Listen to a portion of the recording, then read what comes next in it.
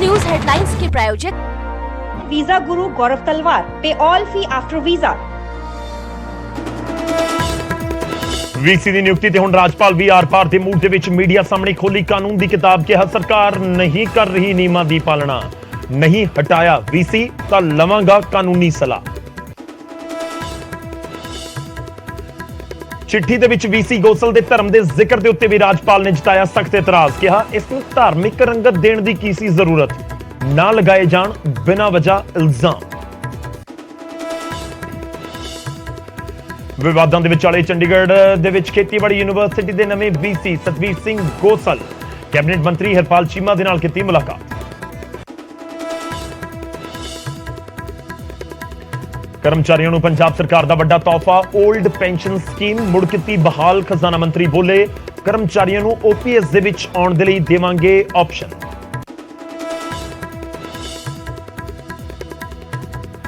ਪੰਜਾਬ ਦੇ ਸਰਕਾਰੀ ਮੁਲਾਜ਼ਮਾਂ ਦੇ ਮਹਿੰਗਾਈ ਭੱਤੇ ਦੇ ਵਿੱਚ ਵੀ 6% ਦੇ ਇਜ਼ਾਫੇ ਦਾ ਐਲਾਨ। ਮੁੱਖ ਮੰਤਰੀ ਬੋਲੇ ਸਾਰੇ ਕਰਮਚਾਰੀਆਂ ਨੂੰ ਦੀਵਾਲੀ ਦੀ ਮੁਬਾਰਕਬਾਦ, ਜੋ ਕਿਹਾ ਉਹ ਕਰਕੇ ਵਿਖਾ ਰਹੇ। ਅਕਤੂਬਰ ਮਹੀਨੇ ਦੇ ਵਿੱਚ ਹੀ ਆਵੇਗਾ ਵਧਿਆ ਹੋਇਆ ਡੀਏ। ਅਕਾਲੀ ਦਲ ਦੇ ਵੱਲੋਂ ਜਗਮੀਤ ਬਰਾੜ ਤੇ ਐਕਸ਼ਨ ਦੀ ਤਿਆਰੀ। ਜਗਮੀਤ ਬਰਾੜ ਨੂੰ ਭੇਜਿਆ ਗਿਆ ਨੋਟਿਸ, ਪਾਰਟੀ ਖਿਲਾਫ ਬਿਆਨਬਾਜ਼ੀ ਤੇ ਮੰਗਿਆ ਜਵਾਬ। ਇੱਕ ਹਫ਼ਤੇ ਦੇ ਅੰਦਰ ਜਗਮੀਤ ਬਰਾੜ ਨੂੰ ਦੇਣਾ ਹੋਵੇਗਾ ਜਵਾਬ। ਲੁਧਿਆਣਾ ਕੋਰਟ ਦੇ ਵਿੱਚ ਪੇਸ਼ ਨਹੀਂ ਹੋਏ ਨਵਜੋਤ ਸਿੰਘ ਸਿੱਧੂ, ਮੈਡੀਕਲੀ ਅਨਫਿਟ ਹੋਣ ਕਾਰਨ ਨਹੀਂ ਭੁਗਤੀ ਪੇਸ਼ੀ। ਡਾਕਟਰਾਂ ਨੇ ਦਿੱਤੀ ਹੈ 1 ਦਿਨ ਦੇ ਆਰਾਮ ਦੀ ਸਲਾਹ। ਪੰਜਾਬ ਦੇ ਵਿੱਚ ਇੱਕ ਹੋਰ ਡੇਰਾ ਬਣਾਵੇਗਾ ਰਾਮ ਰਹੀਮ। ਆਨਲਾਈਨ ਸਤਸੰਗ ਦੇ ਵਿੱਚ ਰਾਮ ਰਹੀਮ ਨੇ ਡੇਰੇ ਦੇ ਪ੍ਰਸ਼ਾਸਨ ਨੂੰ ਸੁਨਾਮ ਦੇ ਵਿੱਚ ਨਵਾਂ ਡੇਰਾ ਖੋਲਣ ਦੇ ਦਿੱਤੇ ਨਿਰਦੇਸ਼। ਸਿਰਸਾ ਤੋਂ ਬਾਅਦ ਬਠਿੰਡਾ ਦੇ ਵਿੱਚ ਹੈ ਦੂਜਾ ਸਭ ਤੋਂ ਵੱਡਾ ਡੇਰਾ ਸਲਾਬਤਪੁਰ। ਹੁਣ ਸ਼੍ਰੀ ਹੇਮਕੁੰਟ ਸਾਹਿਬ ਜਾਣਾ ਹੋਵੇਗਾ ਆਸਾਨ। ਪ੍ਰਧਾਨ ਮੰਤਰੀ ਮੋਦੀ ਨੇ ਗੋਬਿੰਦ ਘਾਟ ਨੂੰ ਹੇਮਕੁੰਟ ਸਾਹਿਬ ਦੇ ਨਾਲ ਜੋੜਨ ਵਾਲੇ ਰੋਪਵੇ ਦਾ ਰੱਖਿਆ ਨੀਂਹ ਪੱਥਰ। ਕਰੀਬ 12.5 ਕਿਲੋਮੀਟਰ ਲੰਬੇ ਰੋਪਵੇ ਦੇ ਨਾਲ ਮਹਿਜ਼ 45 ਮਿੰਟ ਦੇ ਵਿੱਚ ਤੈਅ ਹੋਵੇਗੀ 12 ਤੋਂ 14 ਘੰਟੇ ਦੀ ਯਾਤਰਾ।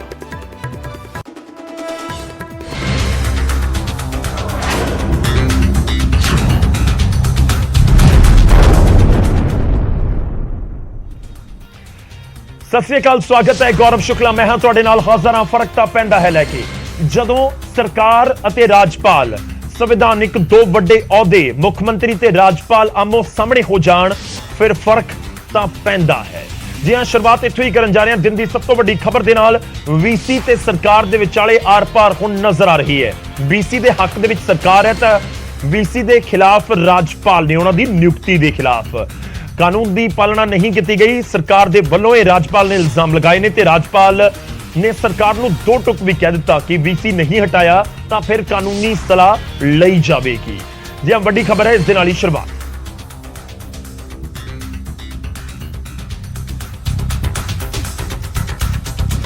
ਤਾਂ ਵੀਸੀ ਤੇ ਸਰਕਾਰ ਤੇ ਰਾਜਪਾਲ ਦੇ ਵਿੱਚ ਆਰ-ਪਾਰ, ਔਰ ਆਰ-ਪਾਰ ਕਿਸ ਵਜ੍ਹਾ ਦੇ ਨਾਲ? ਕਿਉਂਕਿ ਵੀਸੀ ਦੀ ਨਿਯੁਕਤੀ ਕੀਤੀ ਗਈ। ਰਾਜਪਾਲ ਨੇ ਕਿਹਾ ਕਿ ਤੁਸੀਂ ਨਿਯੁਕਤੀ ਜੋ ਕੀਤੀ ਹੈ ਉਹ ਨਿਯੁਕਤੀ ਕਾਨੂੰਨ ਦੇ ਮੁਤਾਬਿਕ ਨਹੀਂ ਕੀਤੀ ਗਈ। ਉਸ ਦਾ ਜਵਾਬ ਮੰਗ ਲਿਆ ਗਿਆ। ਉਸ ਤੋਂ ਬਾਅਦ ਸਰਕਾਰ ਨੇ ਚਿੱਠੀ ਲਿਖ ਦਿੱਤੀ। ਚਿੱਠੀਆਂ ਦੋ ਨਜ਼ਰ ਆਈਆਂ, ਇੱਕ ਪੰਜਾਬੀ ਵਾਲੀ, ਇੱਕ ਅੰਗਰੇਜ਼ੀ ਵਾਲੀ। ਅੰਗਰੇਜ਼ੀ ਵਾਲੀ ਦੇ ਵਿੱਚ ਕਿਹਾ ਗਿਆ ਕਿ ਰੀਕਨਸੀਡਰ ਕਰੋ। ਪੰਜਾਬੀ ਵਾਲੀ ਦੇ ਵਿੱਚ ਬਿਲਕੁਲ ਤਿੱਖੇ ਸ਼ਬਦੀ ਹਮਲੇ ਕਰ ਦਿੱਤੇ ਗਏ ਜੋ ਸਰਕਾਰ ਦੇ ਵੱਲੋਂ ਲਿਖੀ ਗਈ ਸੀ, ਸੀਐਮ ਦੇ ਵੱਲੋਂ। ਉਸ ਦੇ ਵਿੱਚ ਕਿਹਾ ਗਿਆ ਸੀ ਕਿ ਤੁਸੀਂ ਸਰਕਾਰ ਦੇ ਕੰਮ ਦੇ ਵਿੱਚ, ਯਾਨੀ ਰਾਜਪਾਲ ਸਰਕਾਰ ਦੇ ਕੰਮ ਦੇ ਵਿੱਚ ਦਖਲਅੰਦਾਜ਼ੀ ਕਰ ਰਹੇ ਨੇ, ਲੋਕ ਪੰਜਾਬ ਦੇ ਬਰਦਾਸ਼ਤ ਨਹੀਂ ਕਰਨਗੇ। ਤਾਂ ਉਸ ਤੋਂ ਬਾਅਦ ਰਾਜਪਾਲ ਸਾਹਮਣੇ ਆਏ, ਮੀਡੀਆ ਦੇ ਪ੍ਰੈਸ ਕਾਨਫਰੰਸ ਕੀਤੀ ਬਹੁਤ ਤਫਸੀਲ ਦੇ ਨਾਲ ਤੇ ਉਸ ਦੇ ਵਿੱਚ ਜ਼ਿਕਰ ਕਰ ਦਿੱਤਾ ਕਿ ਦਖਲਅੰਦਾਜ਼ੀ ਮੈਂ ਨਹੀਂ, ਤੁਸੀਂ ਕਰ ਰਹੇ ਹੋ। ਤੁਸੀਂ ਜਿਹੜੀ ਨਿਯੁਕਤੀ ਕੀਤੀ ਹੈ ਉਹ ਕਾਨੂੰਨ ਦੇ ਮੁਤਾਬਿਕ ਨਹੀਂ ਹੈ, ਕਾਨੂੰਨੀ ਪ੍ਰਕਿਰਿਆ ਦੇ ਮੁਤਾਬਿਕ ਨਹੀਂ ਹੈ। ਕਿਉਂਕਿ ਸਰਕਾਰ ਨੇ ਬਹੁਤ ਕਲੀਅਰ ਸ਼ਬਦਾਂ ਦੇ ਵਿੱਚ ਕਹਿ ਦਿੱਤਾ ਕਿ ਅਸੀਂ ਵੀਸੀ ਜੋ ਨਿਯੁਕਤ ਕੀਤੇ ਨੇ ਉਹਨਾਂ ਦੀ ਨਿਯੁਕਤੀ ਰੱਦ ਨਹੀਂ ਕਰਾਂਗੇ। ਤਾਂ ਉਸ ਦੇ ਉੱਤੇ ਹੁਣ ਰਾਜਪਾਲ ਨੇ ਵੀ ਸਾਫ਼ ਕਰ ਦਿੱਤਾ ਕਿ ਜੇ ਨਿਯੁਕਤੀ ਰੱਦ ਨਹੀਂ ਕੀਤੀ ਜਾਂਦੀ ਸਰਕਾਰ ਦੇ ਵੱਲੋਂ ਵੀਸੀ ਦੀ, ਡਾਕਟਰ ਸਤਬੀਰ ਸਿੰਘ ਗੋਸਲ ਦੀ, ਤਾਂ ਫਿਰ ਉਹ ਕਾਨੂੰਨੀ ਸਲਾਹ ਲੈਣਗੇ ਕਿ ਰਾਜ ਭਵਨ ਨੂੰ, ਰਾਜਪਾਲ ਨੂੰ ਅੱਗੇ ਕੀ ਕਰਨਾ ਚਾਹੀਦਾ ਹੈ। ਸੁਣਵਾਉਂਦੇ ਹਾਂ ਤੁਹਾਨੂੰ ਕੀ ਕੁਝ ਕਿਹਾ ਰਾਜਪਾਲ। यूनिवर्सिटी की गाइड करना, यूनिवर्सिटी का सब काम करना ये चांसलर का काम होता है। बल्कि यदि देखा जाए जजमेंट भी आए हुए हैं, वो जजमेंट के हिसाब से तो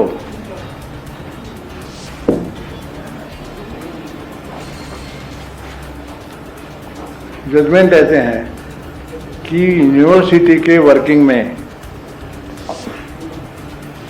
स्टेट गवर्नमेंट इंटरफेरेंस नहीं कर सकती।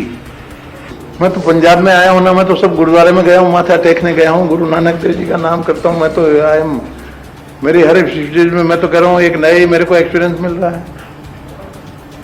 सिखों जैसे बहादुर कोई नहीं है, इतना बड़ा त्याग, इतना सफर किया है पंजाब ने, इसमें कहां सवाल है। ज्यादातर 5 का ये बोलना कि हमने इसको सेलेक्ट किया, यहाँ व्यक्ति का कहां सवाल आया? क्यों हमको बिना मतलब कुछ भी बोलना? हम तो नहीं बोलते हैं, हमने तो 1 साल में कुछ भी नहीं बोला है। हम तो सीएम साहब की तारीफ ही करते हैं हमेशा। एक भी वर्ड हमने बोला क्या बताइए? 1 साल के एक भी किसी के बारे में कुछ भी हमने बोला है? पर ड्यूटी तो मैं करूंगा कम बात में। मैं कुछ भी नहीं बोल सकता। मैंने आपको पहले जवाब आज जो पूछा था कि क्या होगा, तो मैंने कहा लीगल ओपिनियन लूंगा मैं। ਤਾਂ ਲੀਗਲ ਓਪੀਨੀਅਨ ਲੈਣਗੇ ਰਾਜਪਾਲ ਜੇਕਰ ਵੀਸੀ ਦੀ ਨਿਯੁਕਤੀ ਰੱਦ ਨਹੀਂ ਕੀਤੀ ਜਾਂਦੀ, ਜਿਸ ਨੂੰ ਗੈਰ ਕਾਨੂੰਨੀ ਦੱਸ ਰਹੇ ਨੇ ਰਾਜਪਾਲ, ਦੱਸ ਰਹੇ ਨੇ ਵੀਸੀ ਦੀ ਨਿਯੁਕਤੀ ਨੂੰ। ਉਧਰ ਇਹਨਾਂ तमाम ਕਾਨੂੰਨੀ ਨੁਕਤੇ ਜੋ ਰਾਜਪਾਲ ਸਾਹਿਬ ਦੇ ਵੱਲੋਂ ਗਿਣਵਾ ਦਿੱਤੇ ਗਏ, ਇਸ ਦੇ ਬਾਵਜੂਦ ਵੀ ਆਮ ਆਦਮੀ ਪਾਰਟੀ ਦਾ ਬਿਆਨ ਸਾਹਮਣੇ ਆਇਆ ਤੇ ਉਹਨਾਂ ਨੇ ਕਿਹਾ ਕਿ ਵੀਸੀ ਦੀ ਨਿਯੁਕਤੀ ਦੇ ਵਿੱਚ ਰਾਜਪਾਲ ਦੀ ਕੋਈ ਭੂਮਿਕਾ ਨਹੀਂ ਹੈ। ਐਗਰੀਕਲਚਰ ਯੂਨੀਵਰਸਿਟੀ ਜਿਹੜੀ ਆ ਉਹ Haryana and Punjab agriculture act 97 ਜਿਹੜਾ ਕਿ ਦੇਸ਼ ਦੀ ਪਾਰਲੀਮੈਂਟ ਚੋਂ ਪਾਸ ਹੋਇਆ ਐਕਟ ਹੈ, ਉਹਦੇ ਆਧਾਰ ਤੇ ਬੋਰਡ ਆਫ ਮੈਨੇਜਮੈਂਟ ਕਰਦਾ, ਜਿਹੜੀ ਕਿ ਖੁਦ ਮੁਖਤਿਆਰ ਬੋਡੀ ਆ, ਆਟੋਨੋਮਸ ਬੋਡੀ। ਹਾਂ, ਜਿੱਥੇ ਬੋਰਡ ਆਫ ਮੈਨੇਜਮੈਂਟ 'ਚ ਕੋਈ ਕਨਫਲਿਕਟ ਹੋਵੇ, ਸਹਿਮਤੀ ਨਾ ਬਣੇ, ਤਾਂ ਡੈਫੀਨੇਟਲੀ ਚਾਂਸਲਰ ਉੱਤੇ ਇੰਟਰਫੇਅਰ ਕਰ ਸਕਦਾ ਹੈ। ਸੋ ਸਾਡੀ ਤੁਹਾਨੂੰ ਬੇਨਤੀ ਆ ਕਿ ਪੰਜਾਬ ਐਗਰੀਕਲਚਰ ਯੂਨੀਵਰਸਿਟੀ ਦੀ ਖੁਦ ਮੁਖਤਿਆਰੀ, ਉਹਦੀ ਆਟੋਨਮੀ ਨੂੰ ਬਰਕਰਾਰ ਰੱਖਣ ਵਾਸਤੇ ਕਾਈਂਡਲੀ ਤੁਸੀਂ ਆਪਣੇ ਇਸ ਆਫਿਸ ਦਾ ਮਿਸਯੂਜ਼ ਨਾ ਕਰੋ। ਹੁਣ ਸਾਨੂੰ ਇਹ ਸਮਝ ਨਹੀਂ ਆ ਰਿਹਾ ਕਿ ਤੁਸੀਂ ਲੀਗਲ ਐਡਵਾਈਸ ਲੈਂਦੇ ਹੋ ਕਿ ਪੋਲੀਟੀਕਲ ਐਡਵਾਈਸ ਲੈਂਦੇ ਹੋ। ਤਾਂ ਦੋਵੇਂ ਧਿਰਾਂ, ਇੱਕ ਪਾਸੇ ਸਰਕਾਰ, ਦੂਸਰੇ ਪਾਸੇ ਰਾਜਪਾਲ ਕਾਨੂੰਨੀ ਕਿਤਾਬ ਦਾ ਜ਼ਿਕਰ ਕਰ ਰਹੇ ਨੇ। ਹੁਣ ਸਵਾਲ ਇਹੀ ਹੈ ਕਿ ਕੌਣ ਕਾਨੂੰਨ ਦੀ ਕਿਤਾਬ ਸਿੱਧੀ ਪੜ੍ਹ ਰਿਹਾ ਹੈ ਤੇ ਕੌਣ ਪੁੱਠੀ। ਖੈਰ, ਜਦੋਂ ਇਸ ਤਰੀਕੇ ਦੀ ਸਥਿਤੀ ਬਣ ਜਾਵੇ ਕਿ ਰਾਜਪਾਲ ਤੇ ਮੁੱਖ ਮੰਤਰੀ ਯਾਨੀ ਕਿ ਸਰਕਾਰ ਆਮੋ ਸਾਹਮਣੇ ਹੋ ਜਾਣ, ਤਾਂ ਫਰਕ ਫਿਰ ਪੈਂਦਾ ਹੈ। ਉਧਰ ਆਮ ਆਦਮੀ ਪਾਰਟੀ ਦੇ ਵਿਧਾਇਕ ਦੇਵ ਸਿੰਘ ਮਾਨ ਤਾਂ ਰਾਜਪਾਲ ਦੇ ਉੱਤੇ ਸਿੱਧਾ ਨਿਸ਼ਾਨਾ ਸਾਧਦੇ ਹੋਏ ਵੀ ਨਜ਼ਰ ਆ ਰਹੇ ਨੇ। ਉਹਨਾਂ ਦੇ ਅਹੁਦੇ ਦੀ ਗਰਿਮਾ ਨੂੰ ਵੀ ਭੁੱਲ ਗਏ। ਤੇ ਵਿਧਾਇਕ ਦੇਵ ਮਾਨ ਨੇ ਰਾਜਪਾਲ ਦੇ ਸਾਰੇ ਵਹਿਮ ਕੱਢਣ ਦਾ ਦਾਅਵਾ ਕੀਤਾ ਤੇ ਪੰਜਾਬ ਸਰਕਾਰ ਦੇ ਫੈਸਲਿਆਂ 'ਚ ਨਾ ਬੋਲਣ ਦਾ ਪਾਠ ਵੀ ਪੜ੍ਹਾ ਦਿੱਤਾ। ਆਮ ਆਦਮੀ ਪਾਰਟੀ ਦੇ ਵਿਧਾਇਕ ਮਰਿਆਦਾ ਭੁੱਲੇ ਤੇ ਬੋਲੇ ਕਿ ਜਿਨ੍ਹਾਂ ਤੋਂ ਕੁਝ ਨਹੀਂ ਹੁੰਦਾ ਉਹਨਾਂ ਨੂੰ ਗਵਰਨਰ ਲਗਾ ਦਿੱਤਾ ਜਾਂਦਾ ਹੈ। ਗਵਰਨਰ ਸਾਹਿਬ ਵਹਿਮ ਕੱਢ ਲੈਣ, 90 ਤੋਂ ਲੜਦਾ ਇਲੈਕਸ਼ਨ, ਵਹਿਮ ਕੱਢ ਦਿਆਂਗੇ, ਕੋਈ ਗੱਲ ਨਹੀਂ। ਗਵਰਨਰ ਜਿਨ੍ਹਾਂ ਕੋਲੇ ਨਹੀਂ ਕੁਝ ਹੁੰਦਾ ਤਾਂ ਫਿਰ ਗਵਰਨਰ ਲਾ ਦਿੰਦੇ। ਪਰ ਜਿੱਥੇ ਚੁਣੀ ਹੋਈ ਸਰਕਾਰ ਲਈ ਕੋਈ ਚੈਲੰਜ ਆ ਜਾਂ ਕੀ ਆ, ਉਹ ਗਲਤ ਗੱਲ। ਉਧਰ ਬੀਜੇਪੀ ਨੂੰ ਵਿਧਾਇਕ ਦੇਵ ਮਾਨ ਦੀ ਸ਼ਬਦਾਵਲੀ ਤੇ ਲਹਿਜ਼ਾ ਰਾਸ ਨਹੀਂ ਆਇਆ ਤੇ ਉਹਨਾਂ ਨੂੰ ਵਿਧਾਨ ਸਭਾ 'ਚ ਨਾ ਬੈਠਣ ਯੋਗ ਕਰਾਰ ਦਿੱਤਾ ਗਿਆ। ਇਹ ਜਿਹੜੀ ਭਾਸ਼ਾ ਬੋਲ ਰਹੇ ਆ, ਇਹ ਭਾਸ਼ਾ ਗੈਰ ਮਰਿਆਦਤ ਆ। ਇਹ ਇੱਕ ਤਰ੍ਹਾਂ ਨਾਲ ਗੈਰ ਲੋਕਤਾਂਤਰਿਕ ਵਿਵਹਾਰ ਕਰਦੇ ਆ, ਲੋਕਤੰਤਰ ਦੀ ਮਰਿਆਦਾ ਭੁੱਲ ਜਾਂਦੇ ਆ ਔਰ ਇਹ ਇਸ ਕਾਬਲ ਨਹੀਂ ਹੈ ਕਿ ਵਿਧਾਨ ਸਭਾ ਜਾ ਸਕਣ। ਤੇ ਜਿਹੜੀਆਂ ਇਹ ਗੱਲਾਂ ਕਰਦੇ ਆ, ਇਹਨੂੰ ਬੜੀ ਗਲਤਫਹਿਮੀ ਆ। ਅਗਲੀ ਵਾਰ ਜਿੱਤ ਕੇ ਦਿਖਾ ਦੇਵੇ ਉੱਥੋਂ, ਮੈਂ ਕਹਿਣਾ ਇਹਨੂੰ। ਹਾਲਾਂਕਿ ਸਭ ਤੋਂ ਪਰੇ ਵਿਧਾਇਕ ਦੇਵ ਮਾਨ ਨੇ ਰਾਜਪਾਲ ਨੂੰ ਆਪਣੇ ਹਲਕੇ ਨਾਭਾ ਤੋਂ ਚੋਣ ਲੜਨ ਦਾ ਚੈਲੰਜ ਵੀ ਕੀਤਾ ਹੈ। ਖੈਰ, ਸਰਕਾਰ ਤੇ ਰਾਜਪਾਲ ਦੀ ਖਾਨਾ ਜੰਗੀ ਦੇ ਵਿੱਚ ਵਿਧਾਇਕ ਦਾ ਤੱਤਾਪਣ ਬਲਦੀ ਤੇ ਤੇਲ ਪਾਉਣ ਤੋਂ ਘੱਟ ਨਹੀਂ ਲੱਗ ਰਿਹਾ।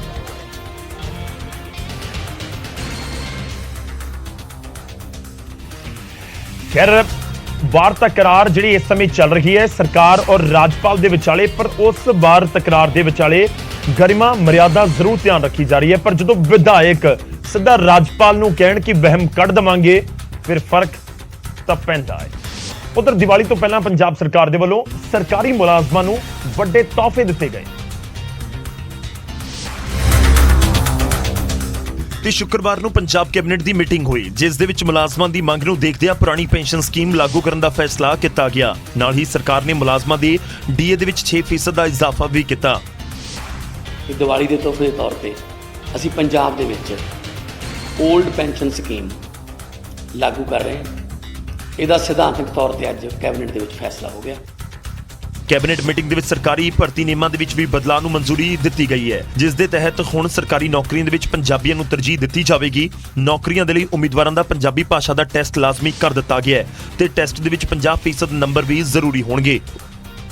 ਇੱਕ ਟੈਸਟ ਹੋਇਆ ਕਰੇਗਾ ਸਪੈਸ਼ਲੀ ਪੰਜਾਬੀ ਭਾਸ਼ਾ ਨੂੰ, ਔਰ ਘੱਟੋ ਘੱਟ 50% ਮਾਰਕਸ ਨੇ ਜਿਹੜੇ ਹੋਣੇ ਜ਼ਰੂਰੀ ਹੋਣਗੇ, ਤਾਂ ਹੀ ਉਹ ਪੰਜਾਬ ਦੇ ਵਿੱਚ ਨੌਕਰੀ ਹੈ ਜਿਹੜੀ ਉਹਨਾਂ ਨੂੰ ਮਿਲ ਸਕੇਗੀ। ਇਸ ਤੋਂ ਇਲਾਵਾ ਹਰ ਜ਼ਿਲ੍ਹੇ ਦੇ ਵਿੱਚ ਸੀਐਮ ਵਿੰਡੋ ਖੋਲ੍ਹਣ ਅਤੇ ਧਾਰਮਿਕ ਗ੍ਰੰਥਾਂ ਨੂੰ ਲੈ ਕੇ ਜਾਣ ਵਾਲੀਆਂ ਗੱਡੀਆਂ ਨੂੰ ਟੈਕਸ ਮੁਕਤ ਕਰਨ ਵਰਗੇ ਫੈਸਲਿਆਂ ਤੇ ਵੀ ਮੁਹਰ ਲਗਾਈ ਗਈ। ਖੈਰ, ਜਦੋਂ ਸਰਕਾਰੀ ਮੁਲਾਜ਼ਮਾਂ ਨੂੰ ਦੀਵਾਲੀ ਤੋਂ ਠੀਕ ਪਹਿਲਾਂ 6% ਡੀਏ ਤੇ ਨਾਲ ਹੀ ਪੁਰਾਣੀ ਪੈਨਸ਼ਨ ਸਕੀਮ ਬਹਾਲ ਕਰਨ ਵਾਲੀਆਂ ਖਬਰਾਂ ਮਿਲਣ, ਫਿਰ ਫਰਕ ਤਾਂ ਪੈਂਦਾ ਹੈ। ਉਧਰ ਪ੍ਰਧਾਨ ਮੰਤਰੀ ਨਰਿੰਦਰ ਮੋਦੀ ਨੇ ਕੇਦਾਰਨਾਥ ਅਤੇ ਬਦਰੀਨਾਥ ਦੇ ਦਰਸ਼ਨ ਕੀਤੇ ਅਤੇ ਕਰੋੜਾਂ ਰੁਪਏ ਦੀ ਯੋਜਨਾਵਾਂ ਦਾ ਵੀ ਉਦਘਾਟਨ ਕੀਤਾ।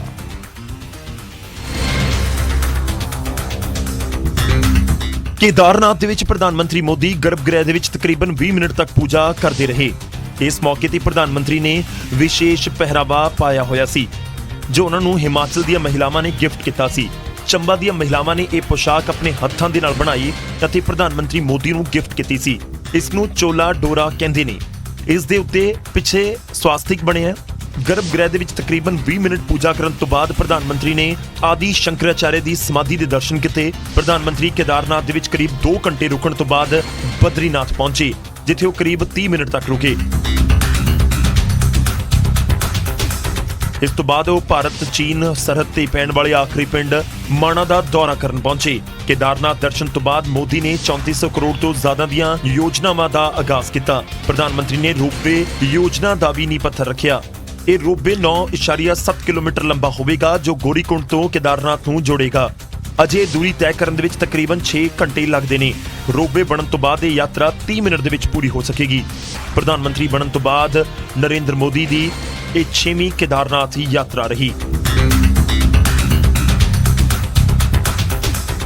ਉਧਰ ਹੇਮਕੁੰਟ ਸਾਹਿਬ ਦੇ ਵਿੱਚ ਰੋਪਵੇ ਦੇ ਤਿਆਰ ਹੋਣ ਦੇ ਨਾਲ ਸ਼ਰਧਾਲੂ ਆਸਾਨੀ ਦੇ ਨਾਲ ਦਰਸ਼ਨ ਕਰ ਸਕਣਗੇ। ਇੱਕ ਰੋਪਵੇ ਬਣੇਗਾ ਕੇਦਾਰਨਾਥ ਧਾਮ ਦੇ ਲਈ ਤੇ ਦੂਜੇ ਪਾਸੇ ਹੇਮਕੁੰਟ ਸਾਹਿਬ ਦੇ ਲਈ ਵੀ ਰੋਪਵੇ ਦਾ ਨੀਂਹ ਪੱਥਰ ਰੱਖਿਆ ਗਿਆ। ਹੇਮਕੁੰਡ ਰੋਪਵੇ ਗੋਬਿੰਦ ਘਾਟ ਤੋਂ ਹੇਮਕੁੰਡ ਸਾਹਿਬ ਨੂੰ ਜੋੜੇਗਾ ਤੇ ਤਕਰੀਬਨ 12.4 ਕਿਲੋਮੀਟਰ ਲੰਬਾ ਹੋਵੇਗਾ ਅਤੇ ਯਾਤਰਾ ਦੇ ਵਿੱਚ ਸਿਰਫ 45 ਮਿੰਟ ਦਾ ਹੀ ਸਮਾਂ ਲੱਗੇਗਾ, ਜਿਸ ਦੇ ਲਈ ਮੌਜੂਦਾ ਸਮੇਂ 'ਚ 12 ਤੋਂ 14 ਘੰਟੇ ਦਾ ਸਮਾਂ ਲੱਗ ਜਾਂਦਾ ਹੈ। ਇਹ ਰੋਪਵੇ ਕਾਂਗਰੀਆਂ ਨੂੰ ਵੀ ਜੋੜੇਗਾ ਜੋ ਕਿ ਫੁੱਲਾਂ ਦੀ ਘਾਟੀ ਕੌਮੀ ਉਦਿਆਨ ਦਾ ਐਂਟਰੀ ਗੇਟ ਹੈ। ਹੇਮਕੁੰਡ ਰੋਪਵੇ ਤਕਰੀਬਨ 2430 ਕਰੋੜ ਰੁਪਏ ਦੀ ਲਾਗਤ ਦੇ ਨਾਲ ਡਿਵੈਲਪ ਕੀਤਾ ਜਾਵੇਗਾ।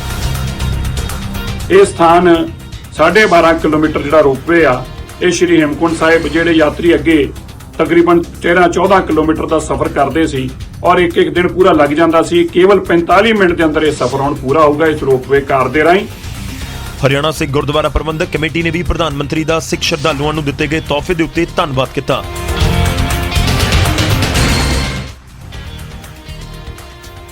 ਤਾਂ ਇਹ ਰੋਪਵੇ ਦੀ ਵਜ੍ਹਾ ਦੇ ਨਾਲ ਸ਼ਰਧਾਲੂਆਂ ਨੂੰ ਕਾਫੀ ਹੱਦ ਤੱਕ ਆਸਾਨੀ ਹੋਵੇਗੀ ਕਿਉਂਕਿ ਇਹ ਬਹੁਤ ਕਠਿਨ ਯਾਤਰਾ ਕਹੀਆਂ ਜਾਂਦੀਆਂ ਨੇ ਹੇਮਕੁੰਟ ਸਾਹਿਬ ਦੀ ਵੀ ਤੇ ਕੇਦਾਰਨਾਥ ਧਾਮ ਦੀ ਵੀ। ਤੇ ਜਦੋਂ ਜਿਹੜੀ ਯਾਤਰਾ 6 ਤੋਂ 7 ਘੰਟੇ ਜਾਂ 12 ਤੋਂ 15 ਘੰਟੇ ਦੇ ਵਿੱਚ ਹੁੰਦੀ ਸੀ, ਉਹ ਕਰੀਬ 40-45 ਮਿੰਟ ਦੇ ਵਿੱਚ ਬਹੁਤ ਆਰਾਮਦੇਹ ਤਰੀਕੇ ਨਾਲ ਹੋ ਜਾਏਗੀ। ਤਾਂ ਫਿਰ ਫਰਕ ਉਸ ਦੇ ਨਾਲ ਜ਼ਰੂਰ ਪਏਗਾ, ਖਾਸ ਤੌਰ ਤੇ ਬਜ਼ੁਰਗਾਂ ਦੇ ਲਈ ਜਿਨ੍ਹਾਂ ਨੂੰ ਤੁਰ ਕੇ ਚੱਲ ਕੇ ਜਾਣਾ ਉੱਥੇ ਕਠਿਨ ਯਾਤਰਾ ਦੇ ਵਿੱਚ ਮੁਸ਼ਕਿਲ ਲੱਗਦਾ ਸੀ। ਹੁਣ ਅੱਗੇ ਵਧਦੇ ਹਾਂ ਤੇ ਵਾਰੀ ਅੱਜ ਦੇ ਸਵਾਲ ਦੀ। ਸਵਾਲ ਰੋਪਵੇ ਦੇ ਨਾਲ ਹੀ ਜੁੜਿਆ ਹੋਇਆ ਹੈ। ਰੋਪਵੇ ਦਾ ਉਦਘਾਟਨ ਕੀਤਾ ਹੈ, ਨੀਂਹ ਪੱਥਰ ਰੱਖਿਆ ਹੈ ਪ੍ਰਧਾਨ ਮੰਤਰੀ ਨੇ। ਤਾਂ ਅੱਜ ਦਾ ਸਵਾਲ ਹੈ ਕਿ ਭਾਰਤ ਦਾ ਸਭ ਤੋਂ ਵੱਡਾ ਰੋਪਵੇ ਕਿੱਥੇ ਹੈ? 4 ਆਪਸ਼ਨ ਤੁਹਾਨੂੰ ਦੇ ਰਹੇ ਹਾਂ। A Patnitop, B Gangtok, C Auli ਜਾਂ ਫਿਰ D ਗੁਲਮਰਗ।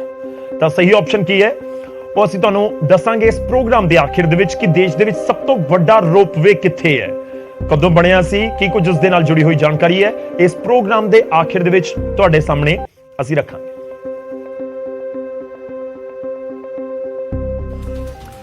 ਅੱਗੇ ਵਧਦੇ ਹਾਂ ਤੇ ਗੱਲ ਰਾਮ ਰਹੀਮ ਦੀ, ਡੇਰਾ ਮੁਖੀ ਦੀ। ਰਾਮ ਰਹੀਮ ਇਹ ਨਾਮ ਅਕਸਰ ਚਰਚਾਵਾਂ ਦੇ ਵਿੱਚ ਰਹਿੰਦਾ ਹੈ। ਵੈਸੇ ਤਾਂ ਪਹਿਲਾਂ ਇਸ ਨੂੰ ਬਾਬਾ ਕਹਿ ਰਹੇ ਸੀ, ਹੁਣ ਉਹ ਪੈਰੋਲ ਦੇ ਉੱਤੇ ਬਾਹਰ ਆਇਆ ਹੋਇਆ ਤੇ ਇਸ ਸਭ ਦੇ ਵਿਚਾਲੇ ਇੱਕ ਵੱਡਾ ਫੈਸਲਾ ਲਿਆ ਗਿਆ।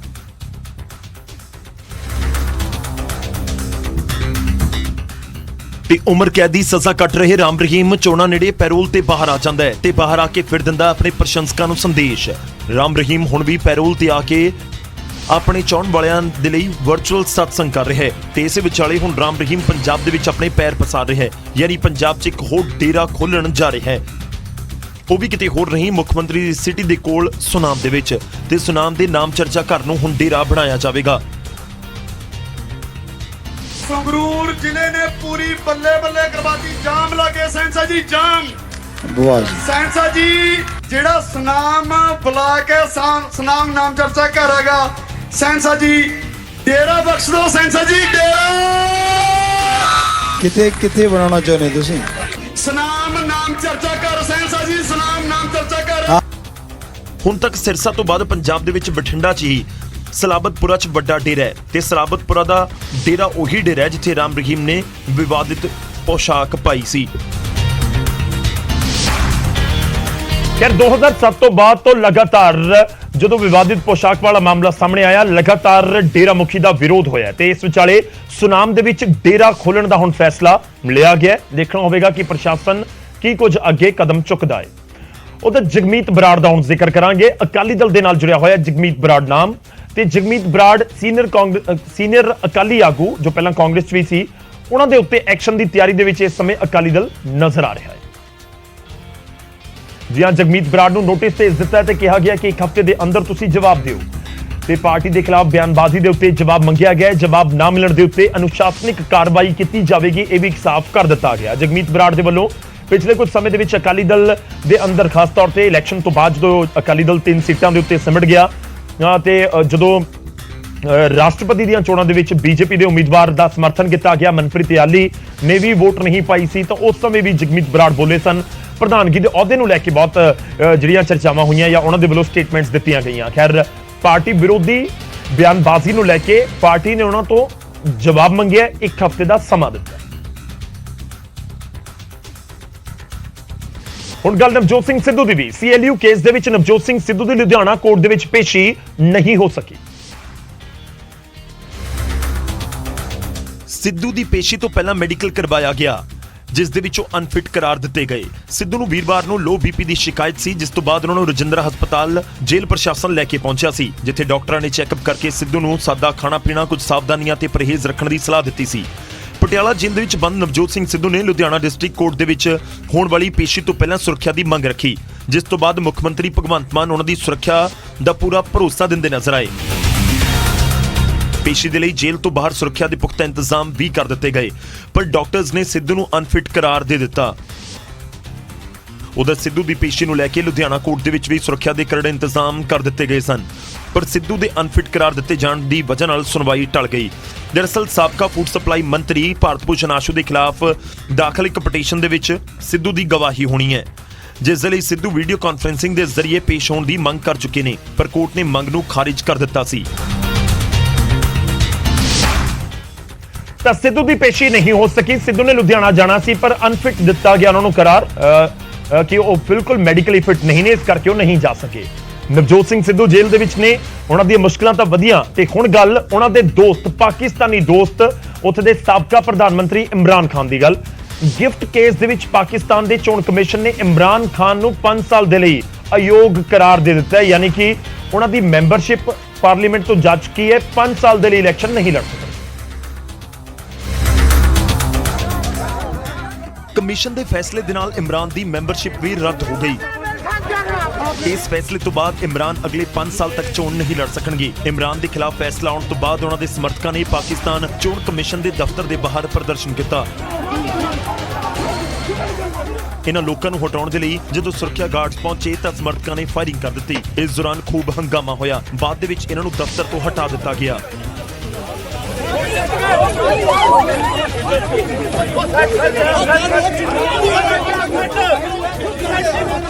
ਇਮਰਾਨ ਖਾਨ ਤੇ ਇਲਜ਼ਾਮ ਸੀ ਕਿ ਉਹਨਾਂ ਨੇ ਤੋਸ਼ਖਾਨਾ ਦੇ ਵਿੱਚ ਜਮ੍ਹਾਂ ਗਿਫਟਸ ਨੂੰ ਸਸਤੇ ਦੇ ਵਿੱਚ ਖਰੀਦਿਆ ਤੇ ਜ਼ਿਆਦਾ ਪੈਸਿਆਂ ਦੇ ਵਿੱਚ ਵੇਚ ਦਿੱਤਾ। ਜਿਹੜੇ ਤੋਹਫਿਆਂ ਨੂੰ ਇਮਰਾਨ ਨੇ ਵੇਚਿਆ ਸੀ ਉਹਨਾਂ ਦੇ ਵਿੱਚ ਇੱਕ ਬੇਸ਼ਕੀਮਤੀ ਘੜੀ, ਕਪਲਿੰਕ ਦਾ ਇੱਕ ਜੋੜਾ, ਇੱਕ ਮਹਿੰਗਾ ਪੈਨ, ਇੱਕ ਅੰਗੂਠੀ ਅਤੇ 4 ਰੋਲੈਕਸ ਵਾਚ ਵੀ ਸ਼ਾਮਲ ਸੀ। ਇਹਨਾਂ ਸਾਰੇ ਗਿਫਟਸ ਨੂੰ 2 ਕਰੋੜ 15 ਲੱਖ ਰੁਪਏ ਦੇ ਵਿੱਚ ਖਰੀਦਿਆ ਗਿਆ ਅਤੇ ਇਹਨਾਂ ਨੂੰ ਵੇਚ ਕੇ ਕਰੀਬ 5 ਕਰੋੜ 8 ਲੱਖ ਰੁਪਏ ਮਿਲੇ ਸਨ।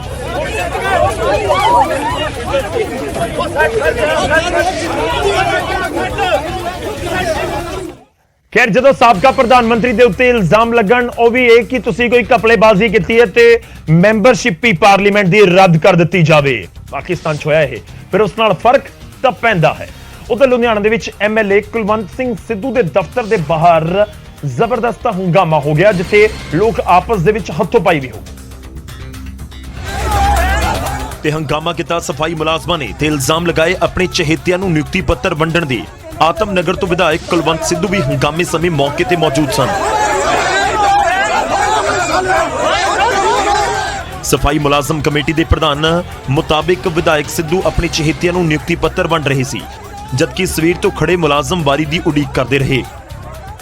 ਦੀਵਾਲੀ ਤੋਂ ਪਹਿਲਾਂ ਅਸੀਂ ਸਾਰਿਆਂ ਨੂੰ ਨਿਯੁਕਤੀ ਪੱਤਰ ਜਿਹੜੇ ਨੇ ਉਹ ਦੇ ਦਾਂਗੇ। ਇਸ ਵਾਸਤੇ ਅਸੀਂ ਤਾਂ ਚੱਕਰ 'ਚ ਪਈ ਨਹੀਂ, ਬਲਕਿ ਲੋਕ ਜ਼ਰੂਰ ਹੁਣ ਕਹਿ ਰਹੇ ਨੇ, ਇਹ ਲੋਕ ਜ਼ਰੂਰ ਕਹਿ ਰਹੇ ਨੇ ਕਿ ਪਿਕ ਐਂਡ ਚੂਜ਼। ਉਧਰ ਵਿਧਾਇਕ ਸਿੱਧੂ ਦੇ ਸਾਥੀਆਂ ਮੁਤਾਬਕ ਕਮੇਟੀ ਪ੍ਰਧਾਨ ਕਿਸੇ ਹੋਰ ਯੂਨੀਅਨ ਦੇ ਨਾਲ ਸੰਬੰਧ ਰੱਖਦਾ ਹੈ ਤੇ ਇਸੇ ਕਾਰਨ ਝਗੜਾ ਕਰਨ ਦੇ ਲਈ ਪਹਿਲਾਂ ਤੋਂ ਹੀ ਮਿੱਥ ਕੇ ਆਇਆ ਸੀ।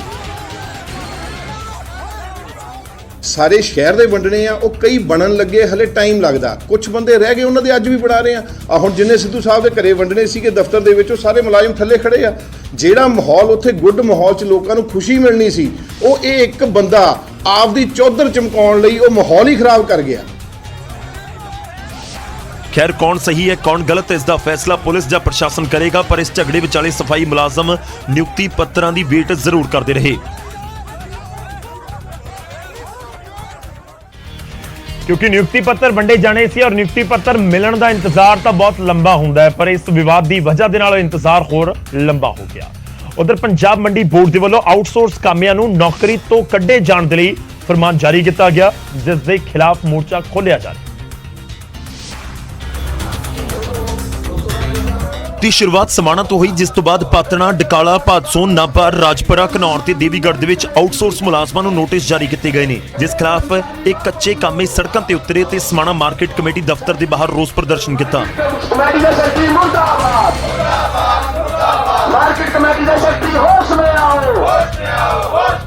ਪਟਿਆਲੇ ਓਨਲੀ ਪਟਿਆਲੇ ਜ਼ਿਲ੍ਹੇ ਦੇ ਵਿੱਚ ਪਹਿਲਾ ਬੈੱਡ ਦੇ ਵਿੱਚ ਕੰਮ ਸਟਾਰਟ ਹੋ ਰਿਹਾ। ਸਭ ਤੋਂ ਪਹਿਲਾਂ ਹੋਇਆ ਸੀ ਸਮਾਣਾ, ਫਿਰ ਡਕਾਲਾ, ਦੁੱਧਨ ਸਾਹਿਬ ਦਾ ਪਟਿਆਲਾ ਹੋ ਗਿਆ। ਠੀਕ ਹੈ, ਹੁਣ ਕਹਿੰਦੇ ਨੇ ਭਾਸੋ ਵੀ ਨੋਟਿਸ ਆ ਗਿਆ, ਅਗਲੇ ਮਹੀਨੇ ਕਹਿ ਰਹੇ ਤੁਹਾਡਾ ਵੀ ਨੋਟਿਸ ਤਿਆਰ ਹੈ। ਪ੍ਰਦਰਸ਼ਨਕਾਰੀ ਕੱਚੇ ਮੁਲਾਜ਼ਮਾਂ ਨੇ ਇਲਜ਼ਾਮ ਲਗਾਇਆ ਕਿ ਉਹ 8000 ਰੁਪਏ ਦੀ ਨਿਗੁਣੀ ਤਨਖਾਹ ਦੇ ਉੱਤੇ ਕੰਮ ਕਰਦੇ ਨੇ, ਪਰ ਉਹਨਾਂ ਨੂੰ ਪੱਕਾ ਕਰਨ ਦੀ ਬਜਾਏ ਨੌਕਰੀਆਂ ਤੋਂ ਕੱਢਿਆ ਜਾ ਰਿਹਾ ਹੈ। ਇੱਥੇ ਆਊਟਸੋਰਸ ਜਾਂ ਕੱਚੇ ਕੰਮ ਕਰ ਰਹੇ ਨੇ, ਪ੍ਰਮਾਣਿਤ ਪੋਸਟਾਂ ਤੇ ਕੰਮ ਕਰ ਰਹੇ ਨੇ, ਉਹਨਾਂ ਨੂੰ ਬਿਨਾਂ ਕਿਸੇ ਨੋਟਿਸ ਦੇ, ਬਿਨਾਂ ਕਿਸੇ ਗੱਲਬਾਤ ਜਾਂ ਬਿਨਾਂ ਕਿਸੇ ਕਾਰਨ ਤੋਂ ਉਹਨਾਂ ਨੂੰ ਇੱਕਦਮ ਮਹਿਕਮੇ ਵਿੱਚੋਂ ਫਾਰਗ ਕਰਨ ਦੇ ਨੋਟਿਸ ਦੇ ਦਿੱਤੇ ਨੇ। ਧਰਨੇ ਤੇ ਬੈਠੇ ਆਊਟਸੋਰਸ ਮੁਲਾਜ਼ਮਾਂ ਨੇ ਮੰਗ ਕੀਤੀ ਕਿ ਜੇਕਰ ਉਹਨਾਂ ਨੂੰ ਨੌਕਰੀਆਂ ਤੇ ਮੁੜ ਬਹਾਲ ਨਹੀਂ ਕੀਤਾ ਜਾਂਦਾ ਤਾਂ ਆਉਂਦੇ ਦਿਨਾਂ 'ਚ ਸੂਬਾ ਪੱਧਰੀ ਸੰਘਰਸ਼ ਵਿੱਢਣਗੇ ਅਤੇ ਸਰਕਾਰ ਦੇ ਖਿਲਾਫ ਸੜਕਾਂ ਤੇ ਉਤਰਨਗੇ।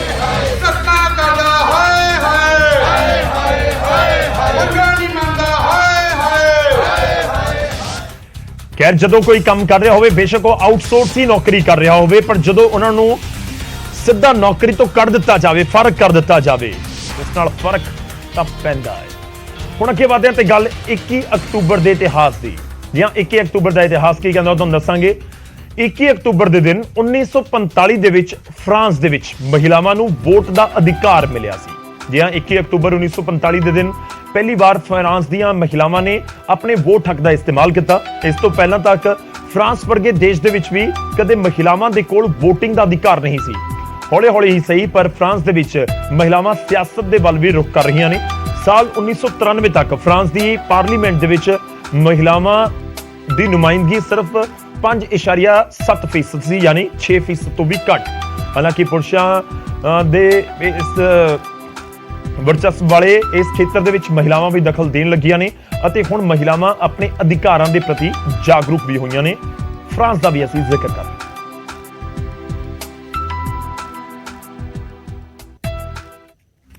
ਫਰਕ ਤਾਂ ਪੈਂਦਾ ਦੇ ਵਿੱਚ ਵੇਲਾ ਹੋ ਚੱਲਿਆ ਬਹੁਤ ਛੋਟੇ ਜਿਹੇ ਬ੍ਰੇਕ ਦਾ। ਵਾਪਸ ਆਵਾਂਗੇ ਪੰਜਾਬ ਦੀਆਂ ਕੁਝ ਹੋਰ ਖਬਰਾਂ ਦੇ ਨਾਲ।